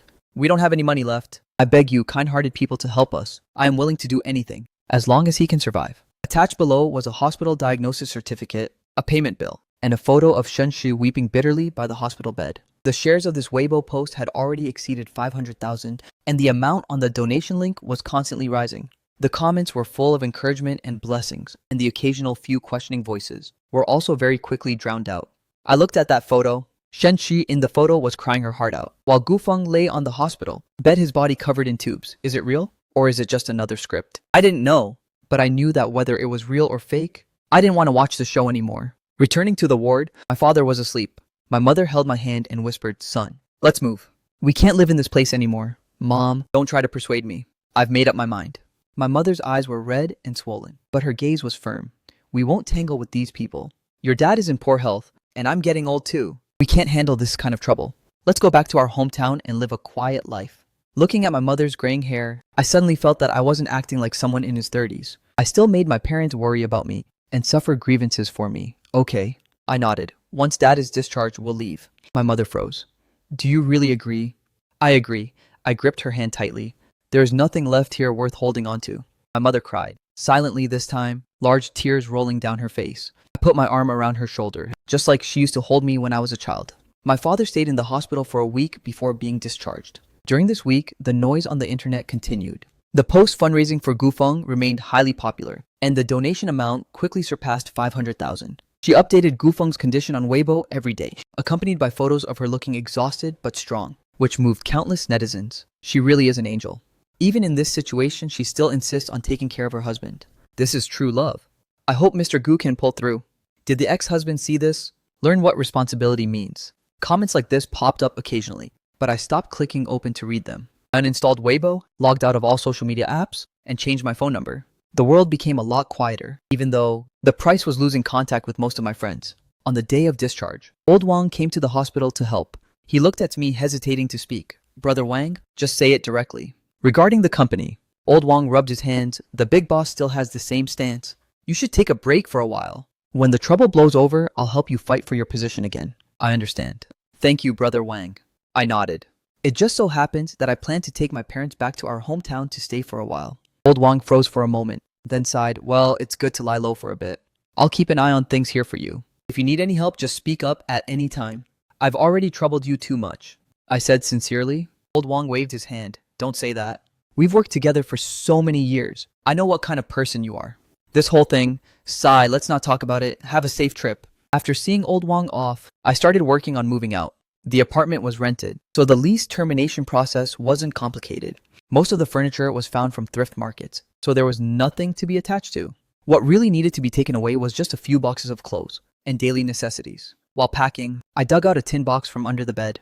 Opening it up, inside were the mementos of our 7 years movie ticket stubs, travel tickets, birthday cards, and a thick stack of photos. The one right on top was our ID photo from the marriage certificate. In the photo, we were leaning close together, smiling a little stiffly, but there was light in both of our eyes. I stared at it for a long time, then closed the box and threw it into the trash can. Some things just need to be thrown away when it's time. The day we left was a cloudy day. I loaded the luggage into the car, taking one last look at this neighborhood where I had lived for 5 years. The security uncle at the entrance waved at me. I nodded to him and started the car. My hometown was in a small county town in the neighboring province. It was a 6-hour drive. My parents sat in the back seat. At first, they were still a bit excited, talking about the changes in our hometown and whose kid got married and whose elderly relative passed away. But as they talked, they eventually fell silent. I knew what they were thinking about. Thinking about this unexpected disaster, thinking about those nasty words, and thinking about their son's broken marriage. "Dad," I looked in the rearview mirror. "I'm sorry for making you both suffer these grievances." My father waved his hand. "What nonsense are you talking? We're family, there's no need to say sorry." My mother wiped her eyes. "Exactly, going back home is good. Going back home to peace and quiet. Mom will cook delicious food for you and help you gain back all the weight you lost over the years." I smiled, but my nose tingled. Our hometown place was an old-style residential building where my parents had lived for decades, and they knew all the neighbors well. Just as our car pulled up, a neighbor came over to greet us. "Old Shu, you're back. Is this little Chin? He's grown so big. Hearing that you were coming back to stay. Your Auntie Wang cleaned up the whole place. It's good that you're back. It's good that you're back. What's so good about living in the city anyway?" The advantage of a small county town is that news travels slowly. Even though the internet was already in an uproar, these old neighbors mostly still had no idea what had happened. They were simply welcoming a traveler returning home. This let me breathe a sigh of relief. After settling my parents down, I planned to look for a job in our hometown. There weren't many job opportunities in a small county town, but I had some savings. Combined with my previous deposits, I could get by for a while even without working. I planned to open a small shop, a bookstore or a coffee shop, and live a simple life. However, the tree wishes to be still, but the wind will not subside. On the third day after arriving, I was helping my mother clean the attic when my phone rang. It was a local number. "Is this Mr. Shuqin?" An unfamiliar male voice asked. "Yes, it is. Who are you?" "I am a reporter from the county television station. I'd like to do an interview regarding the matter between you and your ex-wife." I hung up the phone immediately and blocked the number. But very soon, a second and a third call came in. Some were local, some were from other regions. Some were reporters, and some claimed to be concerned netizens. It was only then that I realized, even though I had disappeared, the storm on the internet had not calmed down at all. On the contrary, because of my silence, all kinds of speculations and rumors grew more and more intense. Some said I fled to evade my crimes. Some said I was hiding to prepare for a big expose. And others even said I had lost my mind and had been sent to a mental asylum. What was even more ridiculous was that someone dug up the address of my hometown and posted it online. Although the post was deleted very quickly, quite a lot of people had already seen it.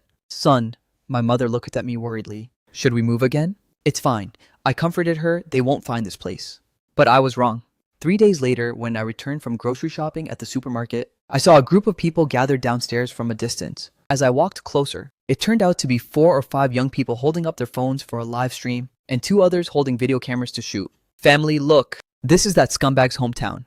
Today, we are going to enforce justice on behalf of heaven and demand justice for Shishi." Brothers, spam some gifts, and I'll take you directly to witness the scumbag's true face. Listen up, person inside. We know you're at home. If you've got the guts, come out and face us. I stood at the corner, looking at this group of young people whose average age didn't exceed 25 years old. I suddenly felt it was incredibly absurd. They didn't even know me, they didn't know Shenshe, and they didn't know Gufeng. Yet for the sake of traffic, and for so-called justice, they could come to my doorstep and act wildly. I took out my phone and dialed 110. The police arrived very quickly, but facing these internet celebrities, they were also quite helpless. "Comrade, we are exercising our right to public supervision. Uncle police officers, we haven't broken the law. We're just taking videos here. That's not illegal, right?" "Exactly. We are ridding the people of a menace." The leading police officer was a middle-aged man. He frowned. "No matter what rights you claim, gathering a crowd to cause trouble is simply wrong. Disperse immediately. Otherwise, you'll all come back to the station with me." "We didn't cause trouble." A yellow-haired boy shouted. "This is an act of justice on our part. Why don't you police arrest the bad guy instead of us good people?" "Who is the bad guy?" The police officer asked back. "That Shuqin guy. He abandoned his wife and children." "Wait, no. He abandoned his wife, left the terminally ill groom, and wouldn't give money for treatment. If a person like this isn't a bad guy, what is he?" "Do you have any evidence?" I asked, and everyone turned their heads around. The yellow-haired guy sized me up. "Who are you?" "I am Shuqin," I said calmly. The scene went dead silent for a second, and then erupted like a volcano. "It's him. It's him. I've seen his photo. The scumbag actually dared to show his face." "Family, look quickly. The scumbag has appeared." The camera lenses all aligned to point right at me. I didn't hide, but walked straight toward those lenses. "You just said I abandoned my wife and child." I looked at the yellow-haired guy. "Shenshu and I have no children, so where did the child come from?" "I misspoke. You abandoned your wife for the terminally ill groom. Gufeng is not my wife. So why should I be responsible for him?" I asked. Because Shishi is your ex-wife, you have a responsibility to help her. Shenshu and I are already divorced, and we have absolutely no relation in the eyes of the law." I turned to the police officer. "Comrade police, these people are trespassing on private property and harassing the residents. I request that they leave immediately and delete the videos they have recorded." "Who trespassed on private property?" "We are in a public area," a girl yelled out. "Then how did you know I lived here?" I looked at her. "Doxing and violating privacy is also against the law. Do you know that?" The girl fell silent. The police officer seized the opportunity to speak up. "Everyone disperse. If you don't disperse, I'll take you all back." That group of people left cursing and swearing, but I knew they wouldn't let it go at that. Sure enough, that very same night, videos from various angles appeared on the internet, directly hitting the scumbag's hometown. Arrogant attitude, refuses to admit mistakes, demanding justice for Shishi only to end up being threatened. Where is the law? Exclusive current situation of the scumbag Shuqin exposed, hiding back in his hometown, afraid to face anyone. In the videos, I was edited into a rude, unreasonable, and wicked person who threatened the internet celebrities. The comments were naturally another one-sided wave of insults. I turned off my phone and sat in the dark. My mother brought a glass of milk inside, placing it on the table. Son, drink something hot. Mom, am I a total failure? I looked at her. I'm already in my 30s, yet I still make you worry about me. Nonsense. My mother sat down beside me. My son lives an upright life and does things with a clean conscience. How is that a failure? It's those people who are bad. Not that you are not good, but there are no buts. My mother interrupted me. Son, mom has lived for over 60 years and understands one truth. In this world, it's not that just because you are right, others will say you are right. Sometimes the more right you are, the more others will insist you are wrong. Why? Because they need you to be wrong to prove that they are right. I looked at her, suddenly realizing that my mother was much more insightful than I had imagined. Then what should I do? I asked. What should you do? My mother patted my hand. Life belongs to yourself. Who cares what others say? The more you care, the more energized they get. If you ignore them, they'll find it boring and naturally disperse. But they will harass you and dad. Let them come. My mother smiled. Your mom has lived for so many years. What kind of person have I not seen before? I don't even take a few little brats seriously. Looking at my mother's graying hair and resolute eyes, I suddenly felt a surge of strength. Yes, life belongs to myself, and I can't keep hiding anymore. The next day, I went to the Xinhua bookstore in the county town and bought a few books on law. Then I went to an internet cafe to look up legal clauses and cases regarding cyber violence, privacy violation, and defamation. After that, I contacted a high school classmate in the provincial capital who worked as a lawyer. Old classmate, long time no see. The video call connected, and Zhou Ming's round face appeared on the screen. Great lawyer Zhou. Sorry to bother you. What nonsense are you saying? Zhou Ming smiled. I saw your matter on the hot searches and was just thinking about contacting you. How is it? Do you need help? Yes, I do. I briefly explained the situation. After Zhou Ming listened, his expression turned serious. This kind of matter can be big or small. If it's just cyber violence, collecting evidence is difficult. The litigation period is long, and the outcome may not be ideal. But if it involves offline harassment, then it's much easier to handle. Yesterday, some people came to my doorstep to cause trouble, and I called the police. There is a police response record. Great. Zhou Ming slapped the table. Having a police record makes it easy. How about this? Compile the relevant evidence and send it to me. I'll first send a lawyer's letter to warn those ringleaders. If they still continue, we will directly file a lawsuit. Will it be too much trouble? What trouble? Zhou Ming said, Old classmate, let me tell you. There are some people nowadays who think they are above the law, believing they can say whatever they want online. We must crack down on this unhealthy trend. Regarding the fees, if you mention fees, I'll get angry with you. Zhou Ming glared. Back then, if you hadn't helped me tutor in math, how could I have gotten into law school? Just consider it as a favor to me.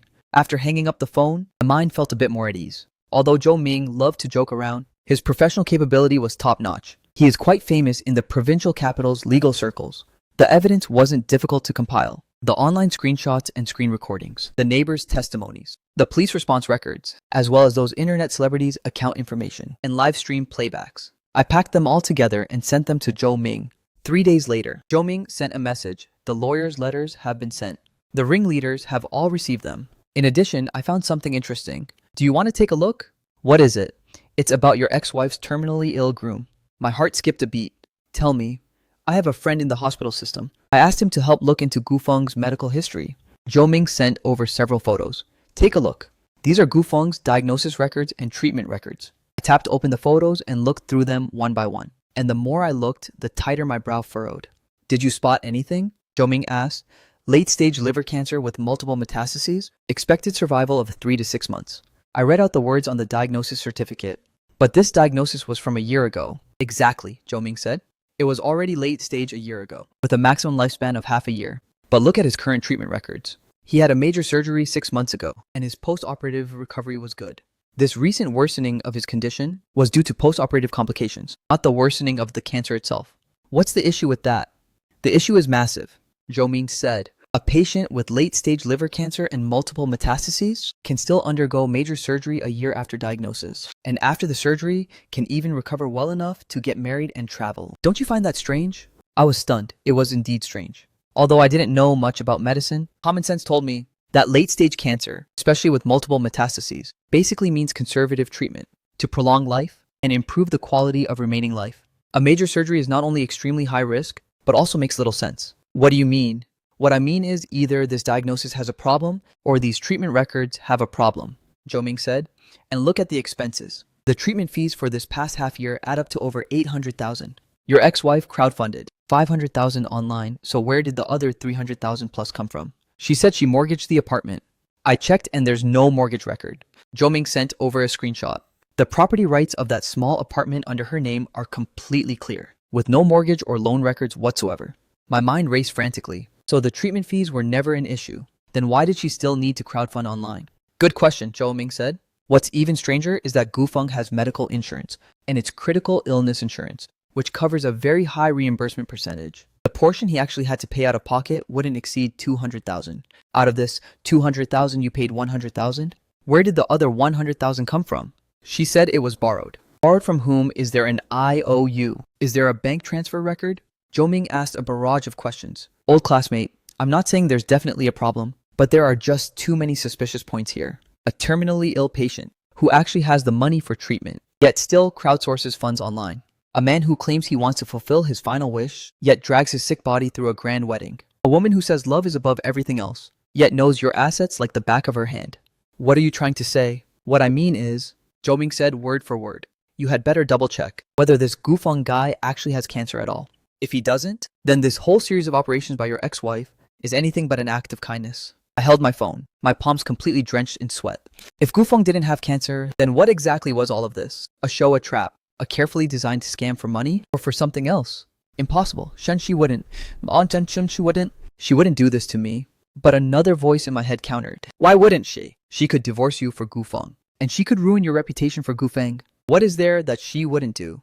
I need evidence, I said. Evidence won't be easy to find, Jo-ming replied. Medical history is private, and the hospital won't just hand it over. But there is one way. What way? Gufeng is currently hospitalized at the provincial hospital, and my friend works there. If you can get a sample from him, like his hair or saliva I can find, someone to do a DNA test, and then compare it with the samples in the medical history to see if it's the exact same person. This is illegal, right? That's why you have to be careful, Jo-ming said. And even if we prove it's not the same person, it only shows that the medical history might have an issue. It can't directly prove he isn't sick. The best way is to make him admit it himself. How could he possibly admit it? Then that depends on what you do. Old classmate, let me give you a suggestion. Go back to the provincial capital, go see Gufeng, and ask everything clearly face to face. I hesitated. Going back to the provincial capital meant dragging myself back into that muddy water, meaning I would have to face the media, face the netizens, and face Shen Shi. But if I didn't go back, this matter would never end. I would forever carry the infamous reputation of a scumbag. My parents would always live under harassment, and I would never know the truth. Let me think about it. Do it as soon as possible. I heard Gufeng's surgery is scheduled for next week. What the situation will be after the surgery is hard to say. Hanging up the phone, I sat in front of my desk, looking out the window. The sky in my hometown was very blue. The clouds were very white, and everything was quiet and slow. I knew that once I took this step, there would be no turning back. But some paths must be taken. During dinner, I said to my parents, Mom, Dad, I need to go back to the provincial capital tomorrow. The chopsticks in my mother's hand dropped onto the table. Go back. What are you going back for? Those people haven't let it go yet. Precisely because they haven't let me go. That's why I have to go back. I placed a piece of meat into her bowl. Mom, you were right. Life belongs to oneself. But some things must be settled. I don't want to hide for the rest of my life. And I don't want you guys to live in fear forever. My father looked at me. Have you thought it through? I've thought it through. Then go, my father said. We people of the Shu family walk upright and stand tall. We aren't afraid of trouble. But remember, no matter what happens, there will always be a meal waiting for you at home. Dad! My nose tingled. What are you crying for? My father glared.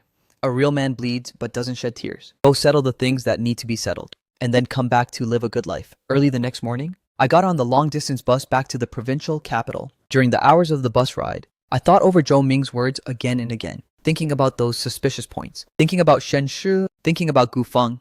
By the time the bus arrived at the station, it was already dark. The neon lights of the provincial capital were still bright, but looking at this city where I had lived for 10 years, I felt completely alienated. I didn't go home. The lease on that home had already been terminated.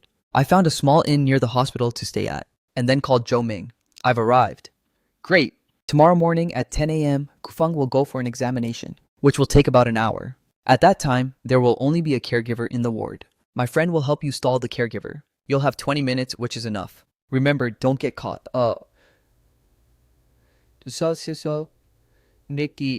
Once you get the sample leave, do not linger. Understood. Hanging up the phone, I lay on the bed, completely wide awake. Images flashed across my mind like a revolving lantern, replaying everything from the past half year. Shenshu's expression when she suggested a fake divorce, Gufeng's tears in the coffee shop, their deep kiss during the wedding live stream, my mother's weeping in the hospital, and the shouting of those internet celebrities at my doorstep. If all of this was fake, I didn't dare to think any further. At 9:50 a.m. the next morning, I appeared downstairs at the inpatient department of the provincial hospital. Wearing a hat and a mask, I blended into the crowd of visitors. Zhou Ming's friend, a doctor surnamed Chao, was waiting for me at the elevator entrance. He wore a white lab coat and a mask, leaving only his eyes exposed. "Mr. Xu, it's me. Follow me." He took me through the staff passage, avoiding the crowded areas. Along the way, he instructed in a low voice, "Gufeng is in Ward 702. He has gone to get a CT scan now. The caregiver is at the nurse station. I will find an excuse to distract him. You have 15 minutes at most. Get the items and leave immediately. Do not linger. Understood? Here are gloves and a sample bag." He handed me a small pouch. "Remember not to touch anything else. Put on the gloves and bag the sample as soon as you get it. It's best to look for hair on the pillow. If there isn't any use, this cotton swab to sample the toothbrush." The elevator stopped on the 7th floor. The corridor was very quiet, with only the lights from the nurse station and the ticking sound of medical equipment. Dr. Zhao nodded at me and walked toward the nurse station, while I turned down the corridor and found Ward 702. The door was slightly ajar. I pushed it open gently. It was a single-bed ward, very spacious with fresh flowers on the windowsill, and "Get well soon" cards pasted on the wall. The blanket on the hospital bed was messy, and there were a few strands of hair on the pillow. I put on the gloves, carefully picked up those strands of hair and placed them into the sample bag. Then I checked the bathroom. There were 2 toothbrushes in the toothbrush cup, one blue and one pink. The pink one was clearly Shenshu's, and the blue one should be Gufeng's. I used the cotton swab to rub the blue toothbrush a few times, and packed it into another bag. The entire process took less than 5 minutes. Just as I was about to leave, my gaze was suddenly attracted by something on the bedside table. It was a medical record book. As if possessed by a ghost, I walked over and flipped it open. The first few pages were routine admission records and examination reports, similar to what I had seen before. But as I flipped further back, I froze. It was a copy of a surgery consent form. The patient signature slot was signed by Gufeng, but the family member's signature column was signed by Shenshi. The relationship was written as husband and wife, and the date was 3 months ago. 3 months ago, Shenshi and I hadn't even divorced yet. My brain went completely numb. If this consent form was real, what did it mean? It meant that as early as 3 months ago, Shenshi was already using the identity of a wife to sign for Gufeng. At that time, she was still my wife. I quickly used my phone to take a photo of this page and then continued to flip backward. Behind it were various expense receipts, one of which caught my attention. Genetic testing fee, 50,000 RMB out of pocket. Does cancer treatment require a genetic test? I wasn't sure. But what caught my attention even more was the test item, paternity test. Why would Gufeng's treatment require a paternity test? I took a photo of this receipt and wanted to keep flipping, but footsteps suddenly came from outside the door. I hurriedly closed the medical record book, put it back in its original place, and ducked into the bathroom. The door opened and someone walked in. Through the crack in the door, I saw a woman who looked like a caregiver. She looked around the ward, muttered to herself, "Why is the window open?" and then went to close it. Taking advantage of the moment she was closing the window, I quietly slipped out of the bathroom and darted out of the ward. In the corridor, Dr. Zhao was speaking with a nurse. Seeing me, he nodded slightly. I kept my head down and walked quickly toward the elevator. It wasn't until I walked out of the hospital gates and sat in a taxi that my heart finally stopped pounding. "Sir, where to?" the driver asked. I gave the address of the small inn and then called Zhou Ming. "I got it."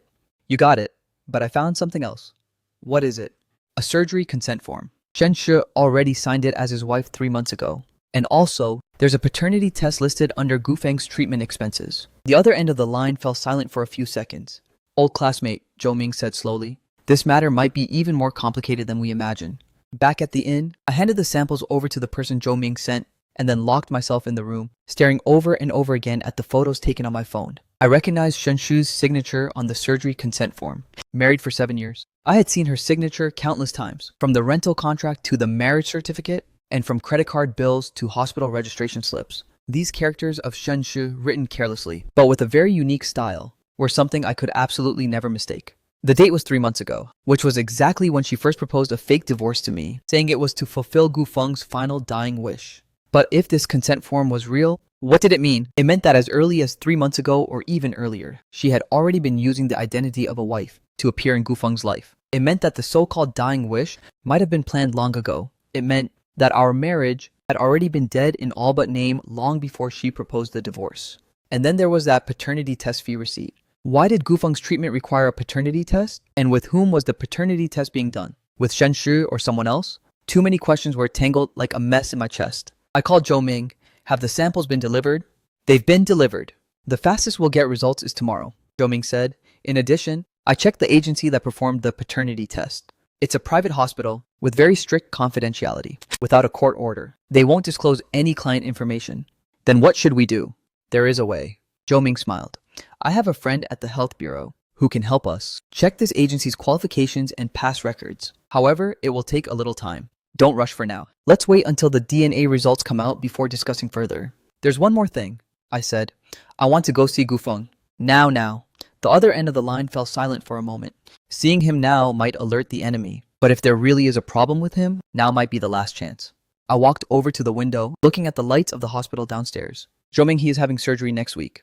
What will happen after the surgery? Nobody knows. If this really is a trap, we can't just let him fool his way out of it like this. Zhou Ming let out a sigh.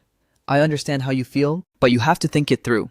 If Gufeng is truly sick, and you go to provoke him right now, in case something goes wrong with him, you will become the target of public execution. If he isn't sick, and you expose him, do you think Shenshi will let you off? She already hasn't let me off. I smiled bitterly. Zhou Ming, I have nothing left to lose. My job is gone. My reputation is ruined, and I dare not go home. The only thing I can still do is uncover the truth, and then claim the justice that I deserve. All right. Zhou Ming finally gave in, but you can't go alone. I'll go with you. And bring a recording pen. Remember, no matter what he says, don't get agitated, and don't promise anything. We are going there to verify facts, not to start a fight. I know. Thank you, Zhou Ming. Don't mention it, old classmate, Zhou Ming said. See you at the hospital entrance in an hour. After hanging up the phone, I washed my face and looked at the unshaven man in the mirror. I had aged a lot over the past half year, but that little bit of light in my eyes was still there. I couldn't let it go out. An hour later, Zhou Ming and I met up at the hospital entrance. He was wearing a suit and carrying a briefcase, looking exactly like an elite lawyer. Are you ready? Ready. Remember, no matter what you see or hear, don't get agitated. We're here to negotiate, not to fight. We walked into the inpatient department building and took the elevator up to the 7th floor. The ward area was very quiet at night, with only a few nightlights illuminating the corridor. There were 2 nurses on duty at the nurse station. Seeing us approach, they looked up. Visiting hours are over, a young nurse said. Zhou Ming stepped forward and handed over his card. I am the legal representative for Mr. Gufeng. There are urgent legal matters I need to communicate with him about. This is our power of attorney. The nurse looked at the business card, then at Zhou Ming's serious expression, and hesitated for a moment. The patient needs rest, and it's already past visiting hours. It's about the surgical signature. It's very urgent. Zhou Ming lowered his voice. If there's a delay, you might not be able to bear the responsibility. The nurse was intimidated, looked at us, and finally nodded. Then keep it quick. 10 minutes at most. All right, thank you. We walked toward Ward 702. At the door, I took a deep breath and pushed open the door. Only a single bedside lamp was on in the ward, and the light was very dim. Gufeng lay on the hospital bed, his eyes closed as if he were sleeping. He looked even thinner than when I saw him in the coffee shop. His cheeks were sunken, his face was pale, and his breathing was faint. Shenshi wasn't here, and neither was the caregiver. Zhou Ming gently closed the door, took out the recording pen, and pressed the record button.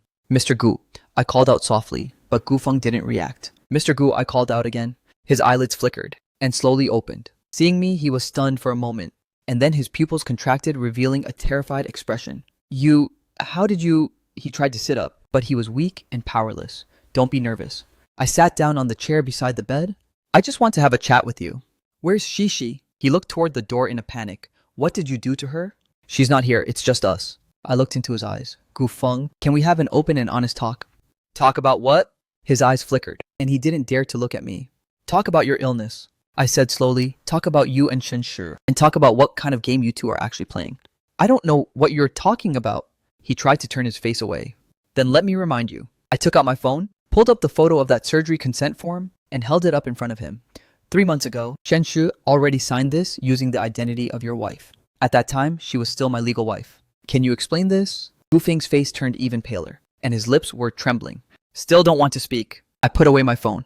Then let me remind you of one more thing.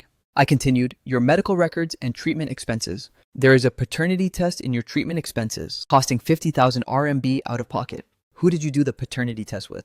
Was it Shen Shi, or do you have a child with another woman? You investigated me. His voice trembled. Am I not allowed to investigate you? I asked back. You stole my wife, ruined my marriage, and even had people force my parents out of their home. Am I not allowed to investigate who exactly you are and what you are trying to do? I didn't. He shook his head. I didn't want to hurt you. I was just too in love with Shishi. If you love her, you have to ruin her. I smiled.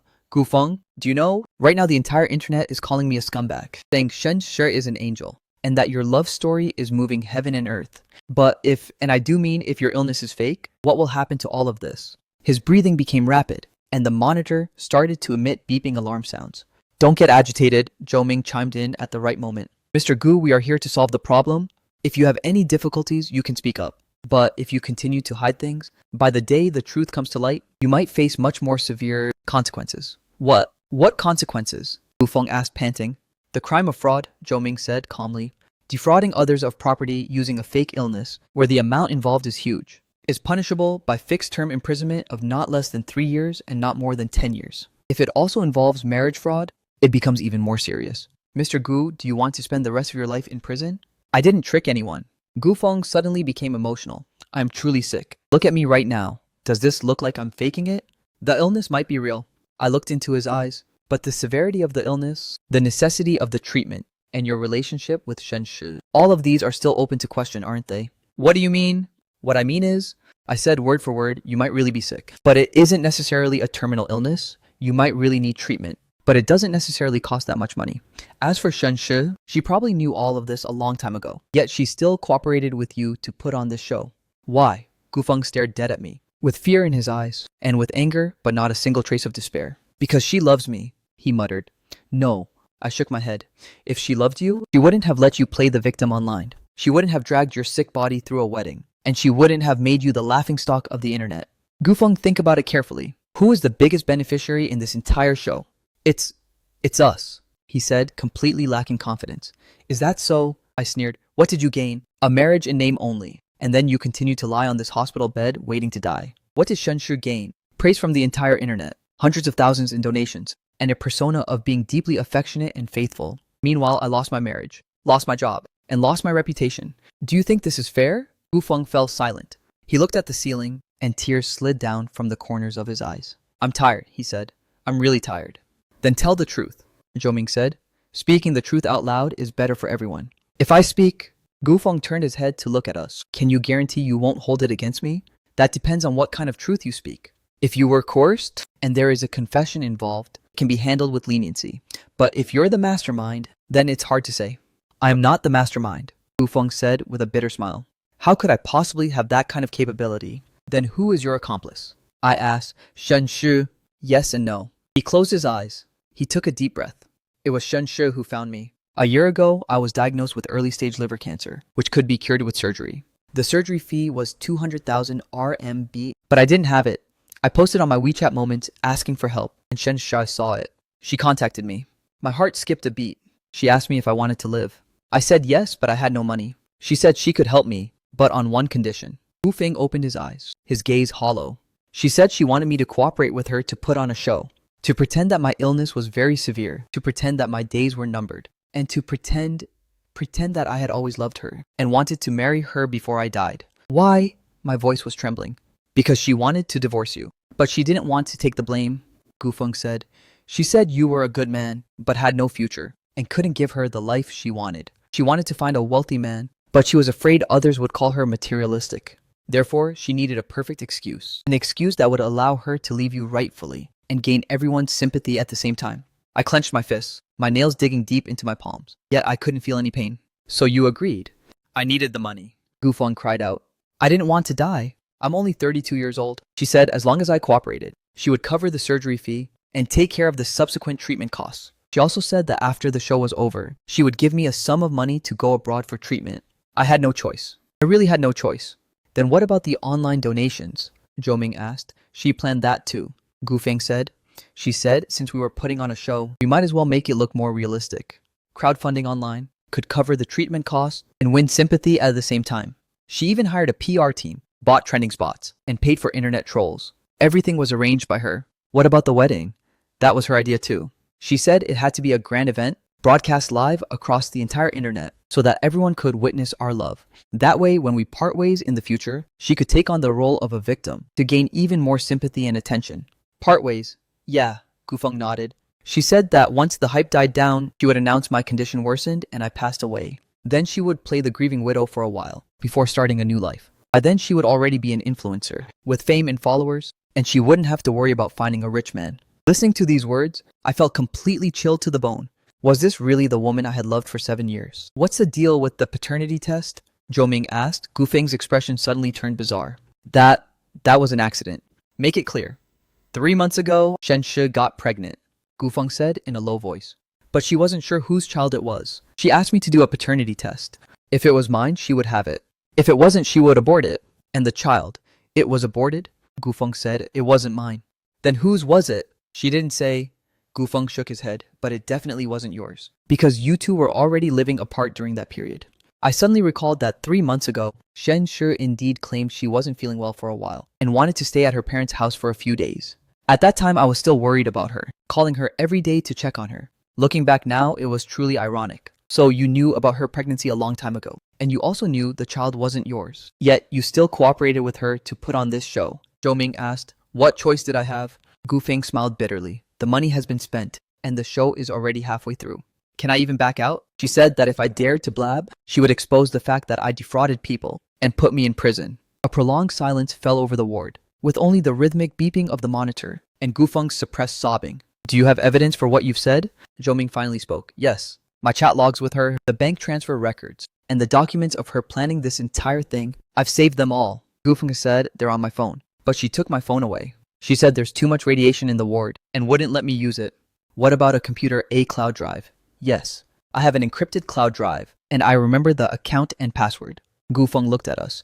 If I give these to you, can you guarantee I won't go to prison? We can help you hire a lawyer and strive for a lighter sentence based on the circumstances, Zhou Ming said. But the premise is that you must cooperate with us, hand over all the evidence, and testify in court when necessary. Testify in court. Gufeng's face changed. Then Shishi? She must be held responsible for her actions, I said coldly. Gufeng, you are a victim too, but you've also hurt others. Now you have a chance to make amends. Whether you grasp it or not is up to you. Gufeng looked at me, his gaze complex. After a long while, he finally nodded. Okay, I'll do it. He told us the account and password for the cloud drive. Zhou Ming immediately pulled out his laptop to log in and download the files. While waiting for the download process, I looked at the skeletal man on the hospital bed. He used to be the person I hated the most, but now I had nothing left for him but pity. He thought he was trying to survive, yet he didn't realize he had already fallen into an even deeper abyss. Shu Qin, Gufeng suddenly spoke, I'm sorry. Is an apology even useful? Is it useful? I asked. No, he smiled bitterly, but I still want to say it. Do you know, sometimes when I look at Shishi, I feel afraid. She is too smart and too calculating. I think she might have never loved anyone, including you and including me. She only loves herself. Maybe, I said. The files are completely downloaded. Zhou Ming quickly scanned through them and nodded at me. They're very thorough. Chat logs, transfer records, and the planning proposals are all here. Are they backed up? I asked. Backed up. I've sent 3 copies to different emails. Zhou Ming packed up his laptop. Mr. Gu, thank you for your cooperation. We will contact the police as soon as possible. Before that, please remain silent, so as not to alert the enemy. I know. Gufeng closed his eyes. You guys leave. I'm tired.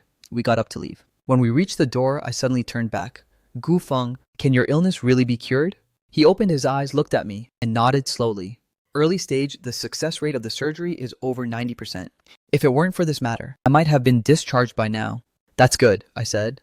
Focus on your treatment. Once this matter is settled, start anew. He was stunned for a moment, and then he smiled. That smile held both relief and bitterness.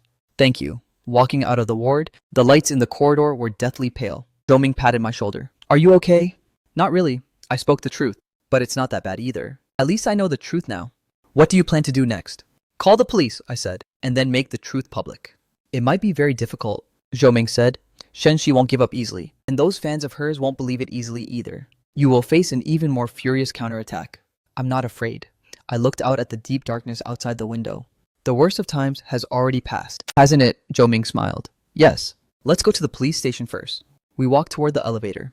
At the exact moment the elevator doors closed, I saw Shen Shu walking out of another elevator, carrying an insulated thermos flask in her hand, and walking in a big hurry. Zhou and I stayed at the Public Security Bureau until 3 a.m.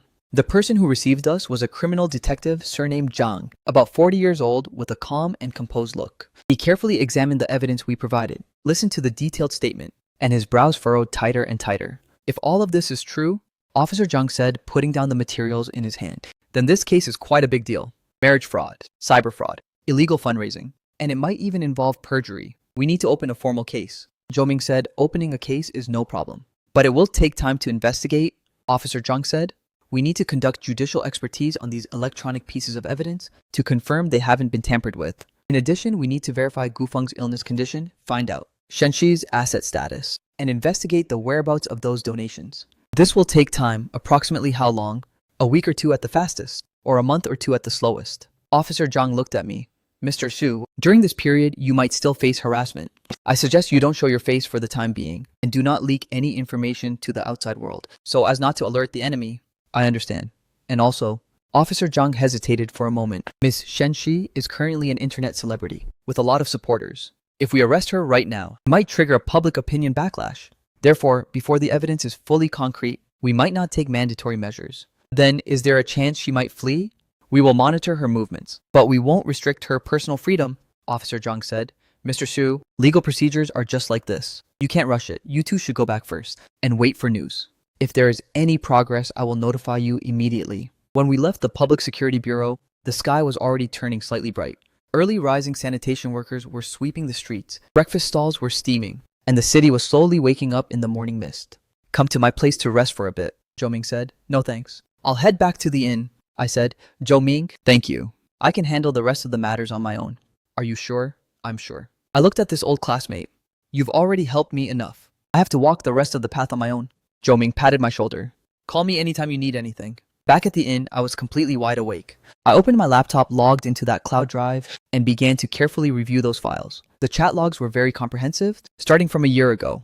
In the beginning, Shenxi's tone was still tentative, but then came the detailed planning proposals. Shenxi had written a full 10 pages using Word documents from how to stage the accidental encounter, how to make the condition worsen, and how to propose the final dying wish, to how to deal with the media, how to guide public opinion, how to raise funds, and how to host the wedding. Every single step was planned thoroughly and meticulously, and there were even solutions for dealing with various sudden emergencies. Looking at these cold words, I could almost see Shenxi sitting in front of her computer, calmly plotting all of this, calculating against me, calculating against Gufeng, calculating against those NetEyes donors, and calculating against every person and thing she could possibly exploit. The bank transfer records were also shocking. Over the past year, Shenxi transferred money to Gufeng 12 times, totaling 450,000 RMB. Out of that, 200,000 RMB was for the surgery fee, 100,000 RMB was for the treatment cost, and 150,000 RMB was the reward. On the other hand, Gufeng returned even more money to Shenxi, 700,000 RMB, with notes reading donation split, advertising revenue split, and live stream tipping split. So that was it. Their terminal illness love story was nothing more than a business. The tears and donations of the netizens had all gone straight into their pockets. I turned off the computer and walked over to the window. The sky was completely bright now, and the sunlight was glaring. The phone rang. It was my mother. Son, where are you? Are you okay? I'm in the provincial capital. I'm fine, Mom. How is Dad doing? Your dad is much better? He's just worried about you. Mother lowered her voice. Son, someone came to our house yesterday, claiming to be reporters wanting to interview us. I didn't let them in, but they lingered around downstairs for a long time. Mom is worried. Don't worry, Mom. Just give me a little more time. Very soon all of this will come to an end. What are you planning to do? Son, don't do anything foolish. I smiled. I won't, Mom, rest assured. I'm just making the right decision. After hanging up the phone, I washed up, changed my clothes, and sent a message to Officer Zhang. Officer Zhang, can I make a part of the truth public? He replied very quickly. In principle, during the investigation of the case, we do not recommend that the parties involved speak out publicly, but if you insist, we won't interfere. We only remind you to stay safe and preserve your evidence well. Understood, thank you. I opened Weibo using a newly registered alt account and found Shenxi's latest updates. She had just posted an update 10 minutes ago. Gufeng's condition suddenly worsened last night, and he was sent into the ICU. I guarded outside the door all night, not daring to close my eyes. The doctor said to prepare for the worst. Heavens, please don't take him away. I'm willing to trade everything I have for his safety. The attached pictures were the tightly shut doors of the ICU and a selfie showing her red swollen eyes. The comment section was filled with a sea of crying and wailing again. All of them were comforting her, calling her an angel, and telling her to stay strong. Shishi, you must be strong. Mr. Gu will definitely pull through. The heavens are blind. Why tear a loving couple apart? Is the ex-husband satisfied now? You pushed Shishi to this point. Are you happy now? Looking at these comments, I suddenly felt a sense of tragic irony. These people were using their genuine tears to nourish a massive scam. It was time to bring the truth to light. I logged into an email account I hadn't used in a long time to find the contact info of several media journalists. I picked 3 of the more well-known ones and sent over a portion of the evidence with crucial parts blurred out. The email subject line was simple: the truth behind the terminal illness wedding, a meticulously planned scam. In the body of the email, I wrote out how Shen Shi and Gu Feng conspired together, how they defrauded people of donations, and how they exploited public opinion. I attached screenshots of the chat logs, transfer records, and the planning proposal documents, along with the audio recording of Gu Feng in the ward. At the very end, I wrote, I know many people won't believe this easily, but evidence doesn't lie. If you still have a shred of journalistic conscience left, please investigate, please verify, and please tell the truth to the public. Sent. Next came the waiting. I knew this was highly risky. Shen Shi's PR team was very powerful, and they might claim this evidence was forged or label it malicious slander. Her fans would probably attack me even more frantically. But I also knew that the truth has its own power. Once the seed is planted, it will eventually sprout. After sending the email, I turned off the computer and went out to have a bowl of noodles. The television in the noodle shop was playing the morning news, and the host was reporting a piece of social news: an internet celebrity streamer detained on suspicion of fraud. The owner's wife sighed while prepping noodles. People nowadays, they'll dare to do anything for money. Yeah, I replied. Young man, you look terrible. Are you sick? No, I just didn't sleep well. Young people need to take care of their health. The owner's wife brought the noodles to me. No matter how big the problem is, nothing is more important than your health. Eat up. Once you're full, you can get through any hurdle. Thank you. I ate the noodles slowly. As the hot soup entered my stomach, my body warmed up a bit. The phone vibrated in my pocket. It was an unknown number. I didn't answer, but it kept vibrating continuously. After finishing my noodles, I opened my phone and saw over a dozen missed calls. The unknown number from just now was among them, along with dozens of other text messages. Most of them were insults and curses, saying I was spreading rumors and would die a horrible death. It seemed the email had worked. I smiled faintly, turned off my phone, and walked out of the noodle shop. The weather was perfect and sunny. I decided to go for a walk in the park. The park was very lively. There were elderly people doing morning exercises, children playing, and couples holding hands. I sat on a bench watching a little kid chasing pigeons. The pigeons flew away. He tripped, got back up, and kept chasing them. It was simple and pure. Once I too had wanted a life like this, having a child with Shen Shi, coming to the park on weekends to watch the kid chase pigeons, while we laughed behind them. But that turned out to be nothing but a fantasy after all. Shu Qin, a familiar voice called out. I turned my head and saw Zhang Lin standing not far away, looking at me with a complex expression. It really is a small world. What's up? I asked calmly. She walked over and sat down opposite me. I saw those emails. And then, is it true? She stared into my eyes. Are Shishi and Gufeng really tricking everyone? What do you think? I asked. She bit her lip. I don't believe it. Shishi is not that kind of person. She is my best friend. I know she is kind. She wouldn't... Zhang Lin, I interrupted her. Back in college, the 3 of us, including Shen Shi, often ate together. Once you lost your wallet, which contained the living expenses your mom had just sent you, you were so anxious that you couldn't stop crying? Shen Shi said it was fine, and that we would help you look for it together. Then she dragged me along to accompany you in searching for a whole afternoon, and finally found it under a seat in the library, with not a single penny missing. At that time, I also thought she was kind. Zhang Lin's eyes turned red. But now I know, I continued, that kindness and calculation can exist in the same person at the same time. She can be kind to a friend, yet cruel to her husband. There's no contradiction in that. But why would she do this? Zhang Lin's tears started falling. Didn't she have a great relationship with you? Why did she have to use this kind of method? Because I wasn't good enough. I smiled. I couldn't give her the life she wanted. I couldn't give her luxury cars or mansions, nor could I satisfy her vanity of being idolized by strangers online. So she wanted to change her way of living, and I became the stepping stone for her new life. But you could have given it to her, Zhang Lin said emotionally.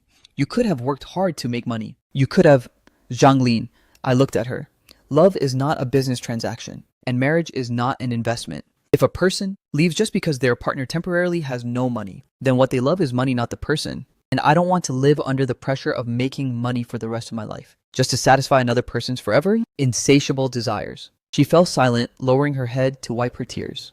You didn't come look for me just to ask about this, did you? I said. She hesitated for a moment. Shen Shu called me. She said you forged evidence to slander her and that she's going to sue you. She wants me to help testify for her, to prove that your marriage had already broken down long ago, and to prove that you treated her badly. What did you say to her? I said I needed to think about it. Zhang Lin looked up. Shu Qin, if that evidence is real, I will stand on your side. But if you are framing her, I will never forgive you for the rest of my life. I don't need you to pick a side. Zhang Lin, you just need to do what you think is right. But I must remind you, Shen Shu is more complicated than you think. Don't let yourself be exploited. I know, she stood up. I'm leaving. Take care of yourself.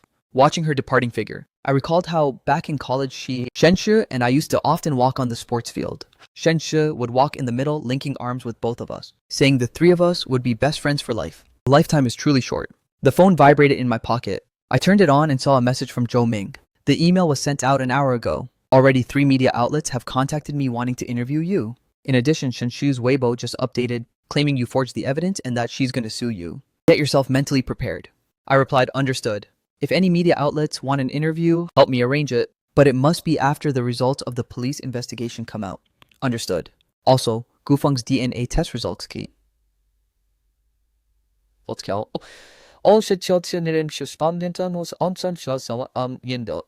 It does not match the sample in the medical records. In other words, the medical records might be forged. Or that sample didn't belong to Gufeng at all. As expected, what did the police say? Officer Zhang said they have already opened a case and will go to the hospital to investigate this afternoon.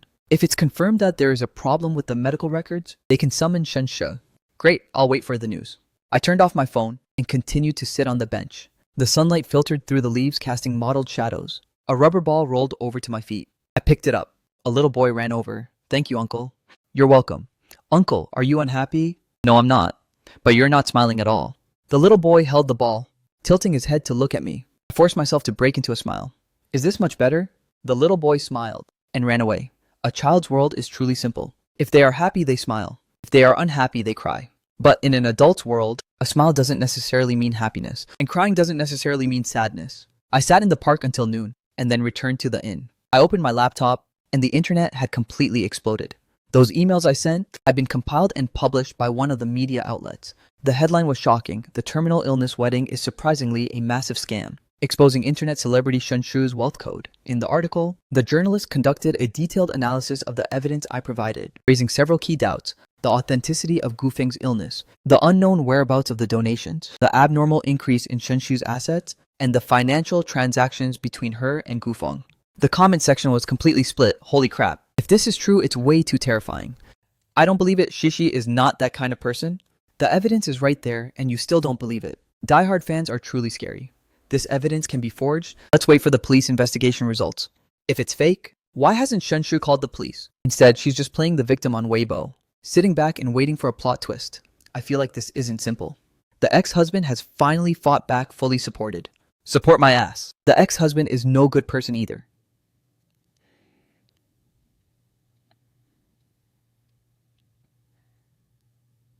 They were arguing back and forth in a chaotic mess. Shen Shu's Weibo had updated. It was a lawyer's letter, claiming that I forged evidence, maliciously slandered her, and that she would hold me legally accountable. But interestingly, the lawyer's letter completely avoided talking about the authenticity of the evidence, only claiming that I infringed on her reputation rights. It was a classic case of dodging the main issue. Her fans naturally brought a new wave of support, but some different voices started appearing as well. If it's slander, just call the police directly. What's the use of sending a lawyer's letter? These pieces of evidence don't look fake. I donated 500 RMB, and now I'm panic buying a bit, sitting back and waiting for the police announcement. I don't dare to pick a side anymore. Public opinion started to shift. I closed the webpage and prepared to sleep for a while. Just as I lay down, the phone rang. It was Officer Zhang. Mr. Xu, we are currently at the hospital. Gufeng's medical records indeed have problems. The doctor admitted that it was Shen Shu who requested him to write it more severely. In addition, we checked the donation account. Over 600,000 RMB in funds have gone missing. Now we are going to summon Shen Shu. You should come over, as there are some things we need your cooperation with. I'll be right there. When I rushed to the hospital, quite a few people had already gathered in the corridor. There were reporters, onlookers, and even a few of Shen Shu's fans, holding signs that read, "Support Shishi." Officer Zhang was waiting for me at the door of the ward. Gufeng has already confessed and the evidence is concrete. Shen Shu is on her way here, and her lawyer has arrived too. During the questioning later, just speak the truth. Okay? Right as we were speaking, the elevator doors opened. Shen Shu walked out, followed by a middle-aged man in a suit who was presumably her lawyer. She wore exquisite makeup today and a decent dress, looking calm and composed. Seeing me, her eyes turned cold, but she quickly looked away. Miss Shen Shu, we are from the Municipal Public Security Bureau. This is a summons warrant. Please cooperate with the investigation. Officer Zhang stepped forward. Officer Zhang, my client is willing to cooperate with the investigation. But before that, I have a few words to say. The lawyer blocked the way in front of Shen Shu. Please go ahead. The lawyer turned toward me. Mr. Su, you publicly disseminated untruthful information, causing severe mental harm and reputational damage to my client. We are now officially warning you to immediately delete all untruthful statements and make a public apology. Otherwise, we will take legal action. I looked at Shen Shu, and she was looking at me too, with both provocation and anxiety in her eyes. Shen Shu Gufeng has already confessed everything.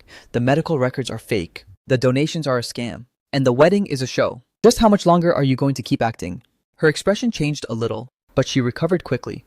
I don't know what you are talking about. Gufeng is a patient, so what he says cannot be taken seriously. On the other hand, you forged evidence to slander me, and I won't let you get away with it. Is that so?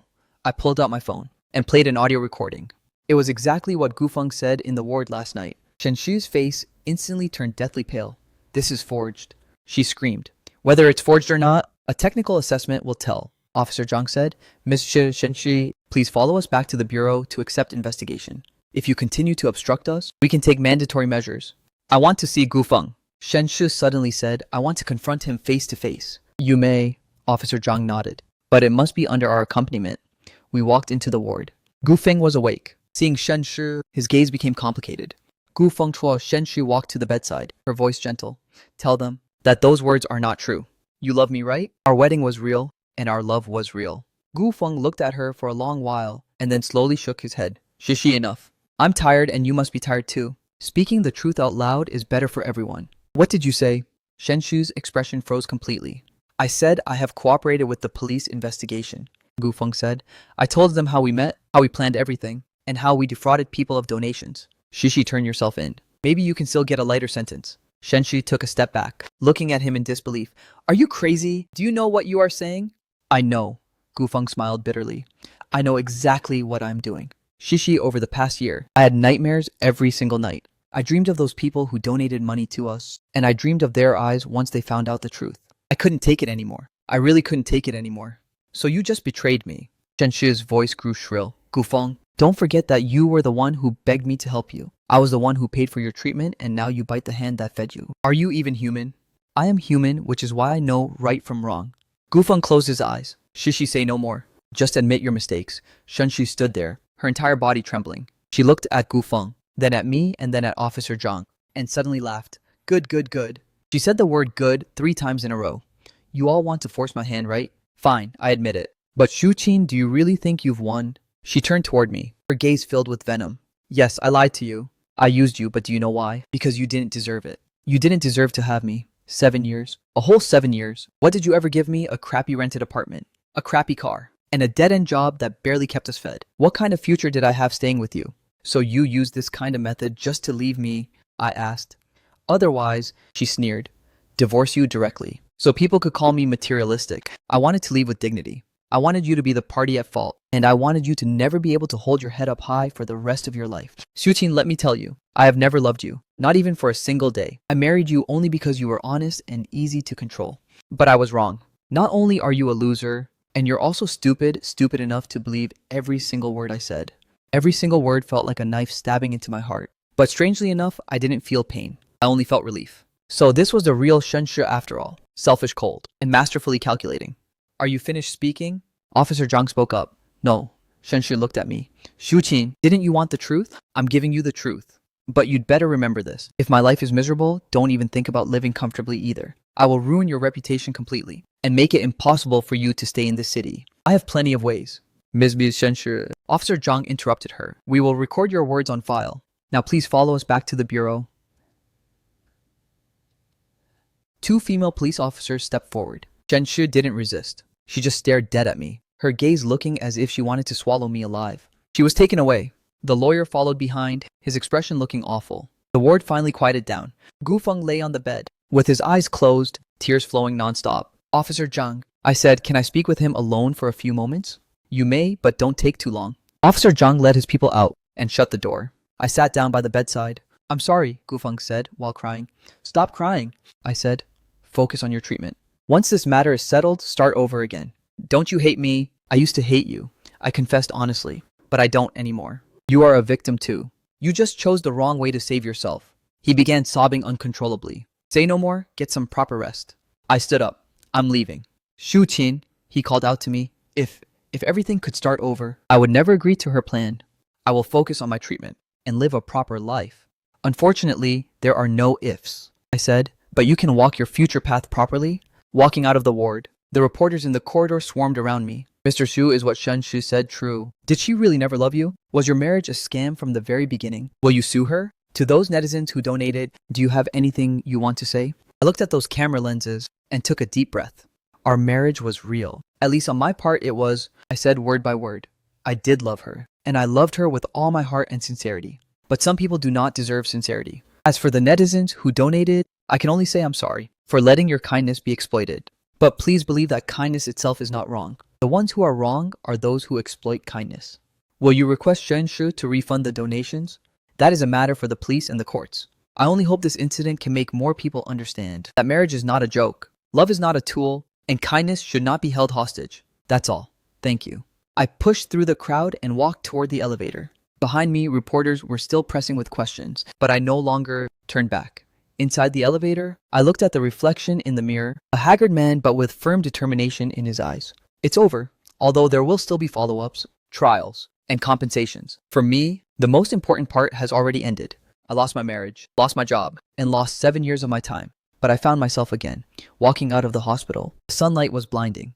I narrowed my eyes and saw Zhou Ming waiting for me at the entrance. How did it go? She confessed to everything. I said, let's leave the rest to the law. Good. Zhou Ming patted my shoulder. Let's go. I'll buy you dinner to celebrate your rebirth. It really is time to celebrate. I smiled and got into the car. I took one last look at the hospital building. That farce had finally come to an end, and my new life was just beginning. The phone vibrated. It was a message from my mother, son. Mom saw you on TV. You spoke well, and Mom is proud of you. When are you coming home? Mom will make dumplings for you. I'll be back tomorrow. I replied, I want to eat the chive and egg filling.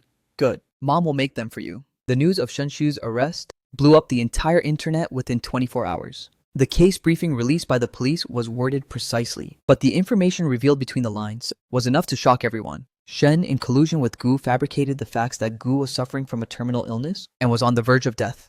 They posted false information through internet platforms, defrauding netizens of donations totaling over 870,000 RMB. Currently, both criminal suspects have been criminally detained, and the case is undergoing further investigation.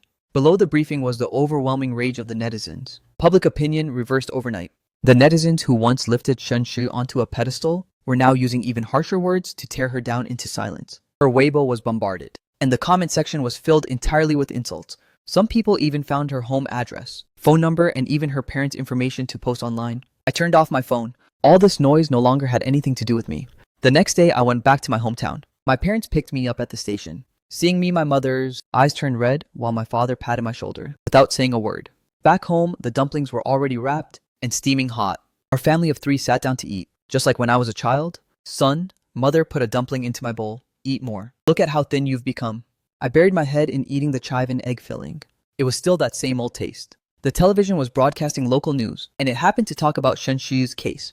The reporter interviewed several netizens who had donated money, and they angrily made accusations in front of the camera. There was also a psychological expert analyzing the trust crisis behind online charity. My father picked up the remote and changed the channel to the opera channel, which was playing Jia Mei An. Dad, no need to change it, I said. Doesn't it make you uncomfortable? My father asked. I've already been through the uncomfortable part. I took a bite of a dumpling. Now it's their turn to feel uncomfortable. My mother looked at me, hesitating to speak. Mom, just say whatever you want to say.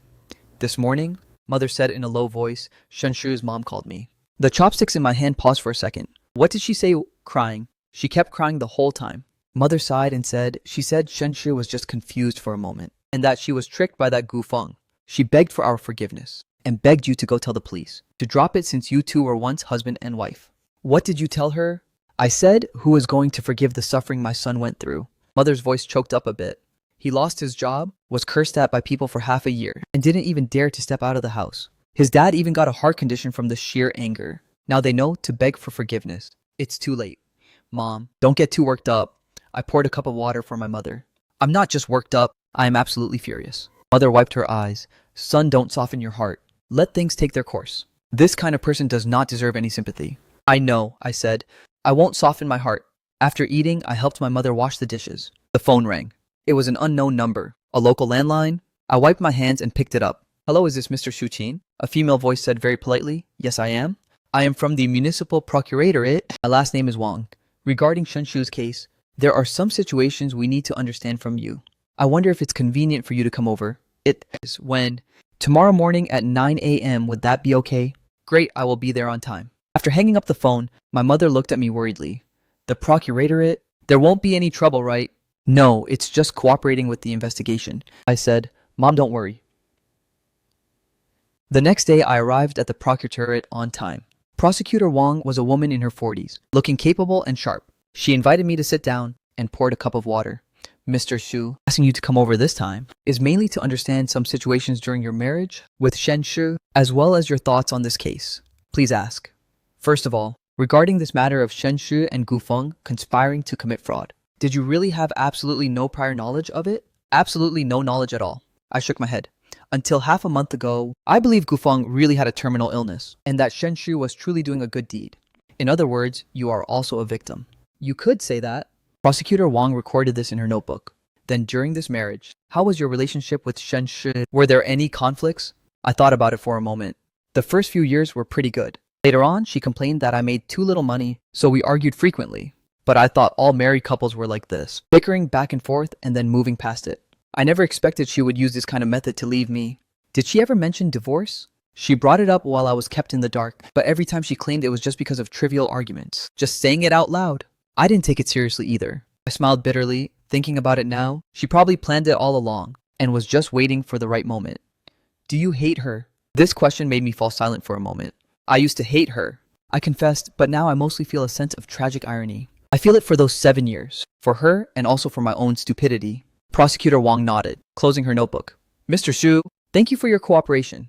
We will definitely handle this case in accordance with the law. In addition, considering that you are also a victim, if you need legal aid or psychological counseling, we can help you get in touch. Thank you, but I don't need it for now, I said. I only hope this matter can end as soon as possible. It will be soon, Prosecutor Wang said. The evidence is very substantial, and both Shen Shu and Gu Feng have confessed to their crimes. Right now, it's mainly about verifying the money involved in the case, recovering the stolen funds, and so on. Once these tasks are completed, a public prosecution will be initiated. About how long will that take? Probably 1 or 2 months. She looked at me. Mr. Shu, there is something I don't know if I should say. Please go ahead. Shen Shu's parents and her lawyer have been actively moving around lately, trying to secure your written forgiveness. They might come looking for you, so I hope you can be mentally prepared. I understand. Thank you for the warning. Coming out of the Procuratorate, the weather was beautiful and sunny. I walked slowly along the street, looking at the familiar yet unfamiliar street scenes of this small county town. Having been away for 10 years, this place had changed a lot. Newly built shopping malls, newly paved roads, and new residential communities. But some things remained unchanged, like that old bookstore on the street corner, like that big pagoda tree in the park, and like the familiar scent in the air. The phone rang. It was Zhou Ming. Old classmate, where are you? I went back to my hometown. Perfect, I have some good news to tell you. Zhou Ming's voice sounded very excited. There's a company willing to take over your case. What case? Your reputation rights case? Zhou Ming said. The slander and harassment you faced over the past half year from Shen Shu, those media outlets, and the netizens already constitutes reputation infringement. I compiled everything, and there are quite a few people we can sue. A company is willing to provide legal aid and even said they'll help you claim damages. Forget it. I don't want to toss and turn through this anymore. Why? Zhou Ming was puzzled. They ruined your life so badly? Shouldn't they pay the price? They should, I said, but lawsuits take time, energy, and require recalling those miserable events over and over again. Zhou Ming, I'm tired. I want to turn the page. But, Zhou Ming, I interrupted him. Thank you for everything you've done for me. But for the road ahead, I want to choose how to walk it myself. Most of those people who insulted me were also scammed. I don't want to get tangled up with them. It's meaningless. Zhou Ming fell silent for a moment, then sighed. All right, I respect your choice. But if you ever need anything, call me anytime. Yeah, definitely. I hung up the phone and continued walking forward. I passed by a real estate agency where housing listings were posted in the window. I stopped in my tracks and began looking through them. Housing prices in my hometown aren't high, The savings in my hand are enough to buy a decent apartment, and then I can open a small shop.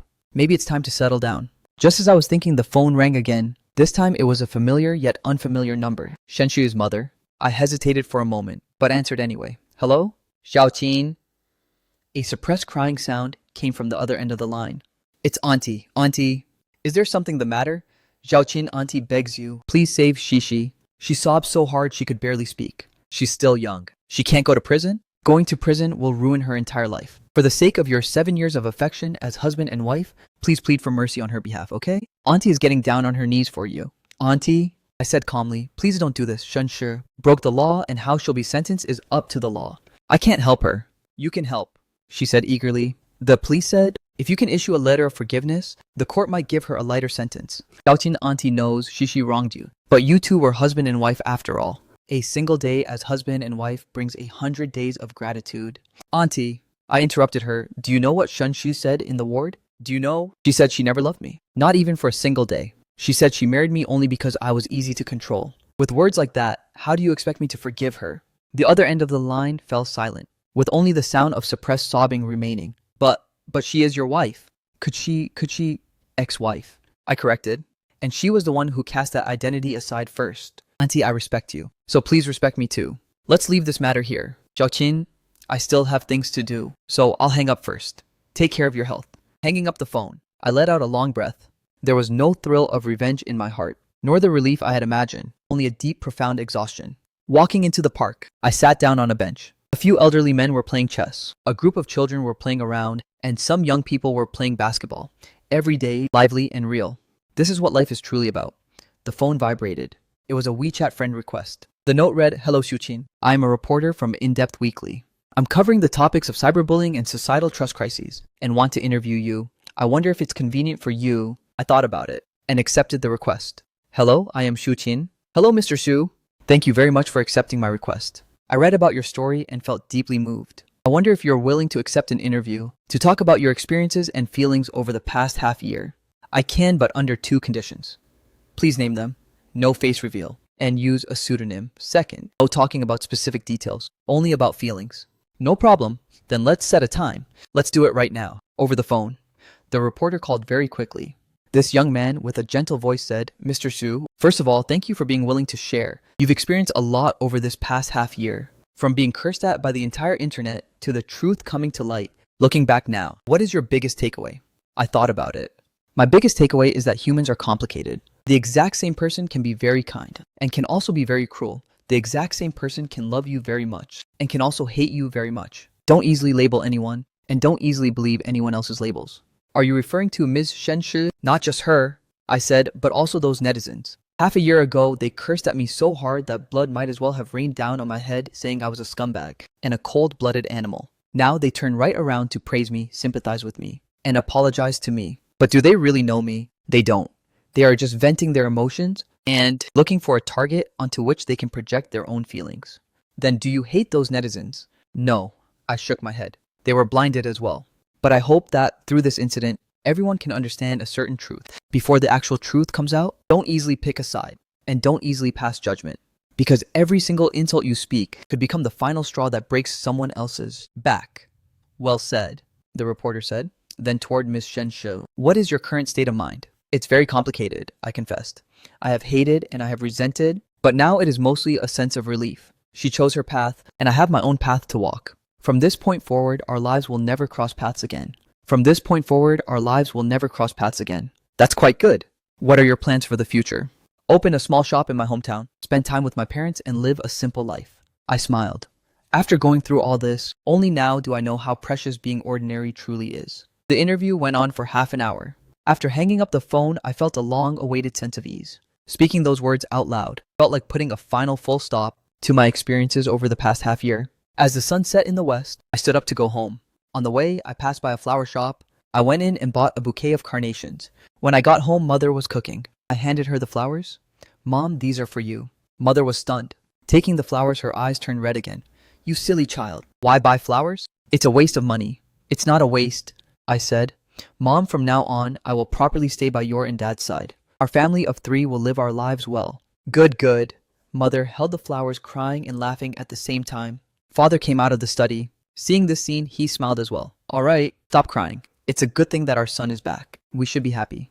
I am happy. These are tears of joy. Mother wiped her eyes. We ate that day's dinner for a very long time. My parents talked about many of my embarrassing childhood stories, and I listened and laughed, feeling a sense of peace in my heart like never before. At night, as I lay on the bed, I opened my phone. The reporter had sent the interview draft to me, asking for my opinion. I read through it. It was written very objectively, without sensationalism or curiosity seeking, just calmly narrating the ordeal and insights of an ordinary person. It's fine to publish, I replied. Great, it will be in the paper tomorrow. Thank you, Mr. Su. Your story will make a lot of people think. I hope so. Putting down the phone, I looked at the ceiling. The moonlight shone in through the window, casting a sheet of silver white onto the floor. I thought of many things: my first encounter with Shen Shu, the vows at our wedding, and every bit of detail over those 7 years.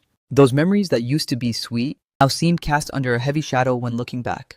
But it didn't matter. Shadows will pass, wounds will heal, and time is the best medicine. A few days later, the newspaper came out. The title of the article was "From Being Cursed by the Entire Internet to the Full Truth Revealed: An Ordinary Person's Half Year." My pseudonym was Shu An, chosen for the meaning of peace and safety.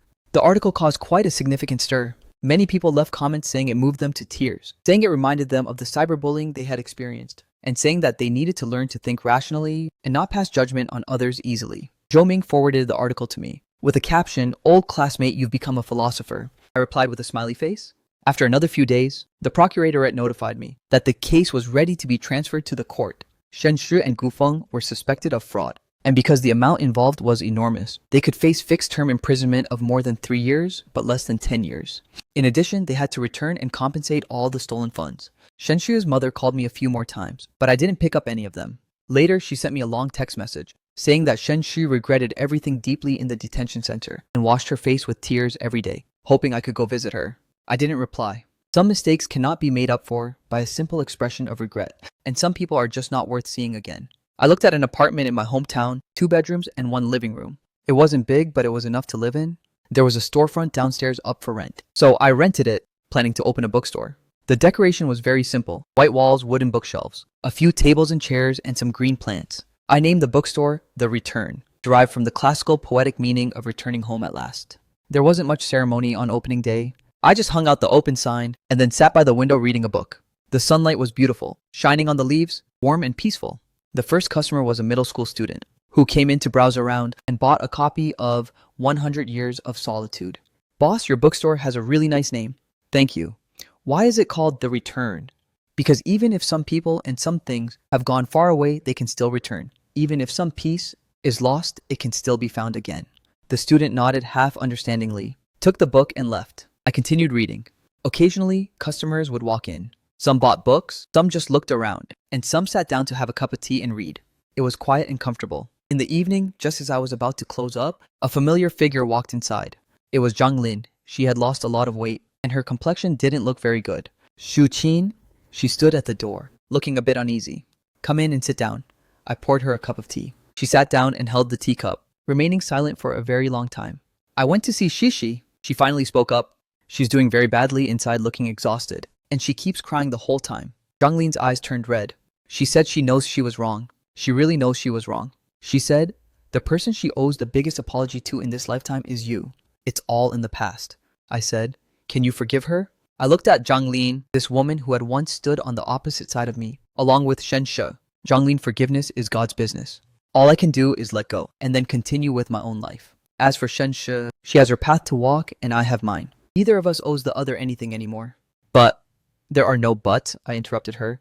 "Zhang Lin, if you still consider me a friend, then do not bring her up again. Let's talk about something else. Or if you have nothing else to discuss, you should head back." She looked at me, her tears falling down. "I'm sorry, Su Tin. I'm sorry for not believing you back then, and for saying so many awful things. It's all in the past." I repeated, "You should let it go too." She cried for a little while, wiped her tears and stood up. "Then I'm leaving. Take care. You too." She walked to the door and turned back around. "Su Qin, will you be happy?" "I will work hard at it," I said. She nodded and left. I closed the door, switching the sign from open to closed. It was very quiet inside the bookstore. Only the shadows of the bookshelves and books were stretched out very long under the setting sun. I walked over to the window, looking out at the street, the crowd getting off work, the children leaving school, and the elderly walking their dogs. Cooking smoke rose up, and the fragrance of home-cooked meals drifted over. An ordinary day has ended, and an ordinary life has begun. The phone rang. It was Mother. Son, come home for dinner. Mom made the braised pork you love. Great, I'll be right back. Hanging up the phone, I locked the shop door and walked on the path home.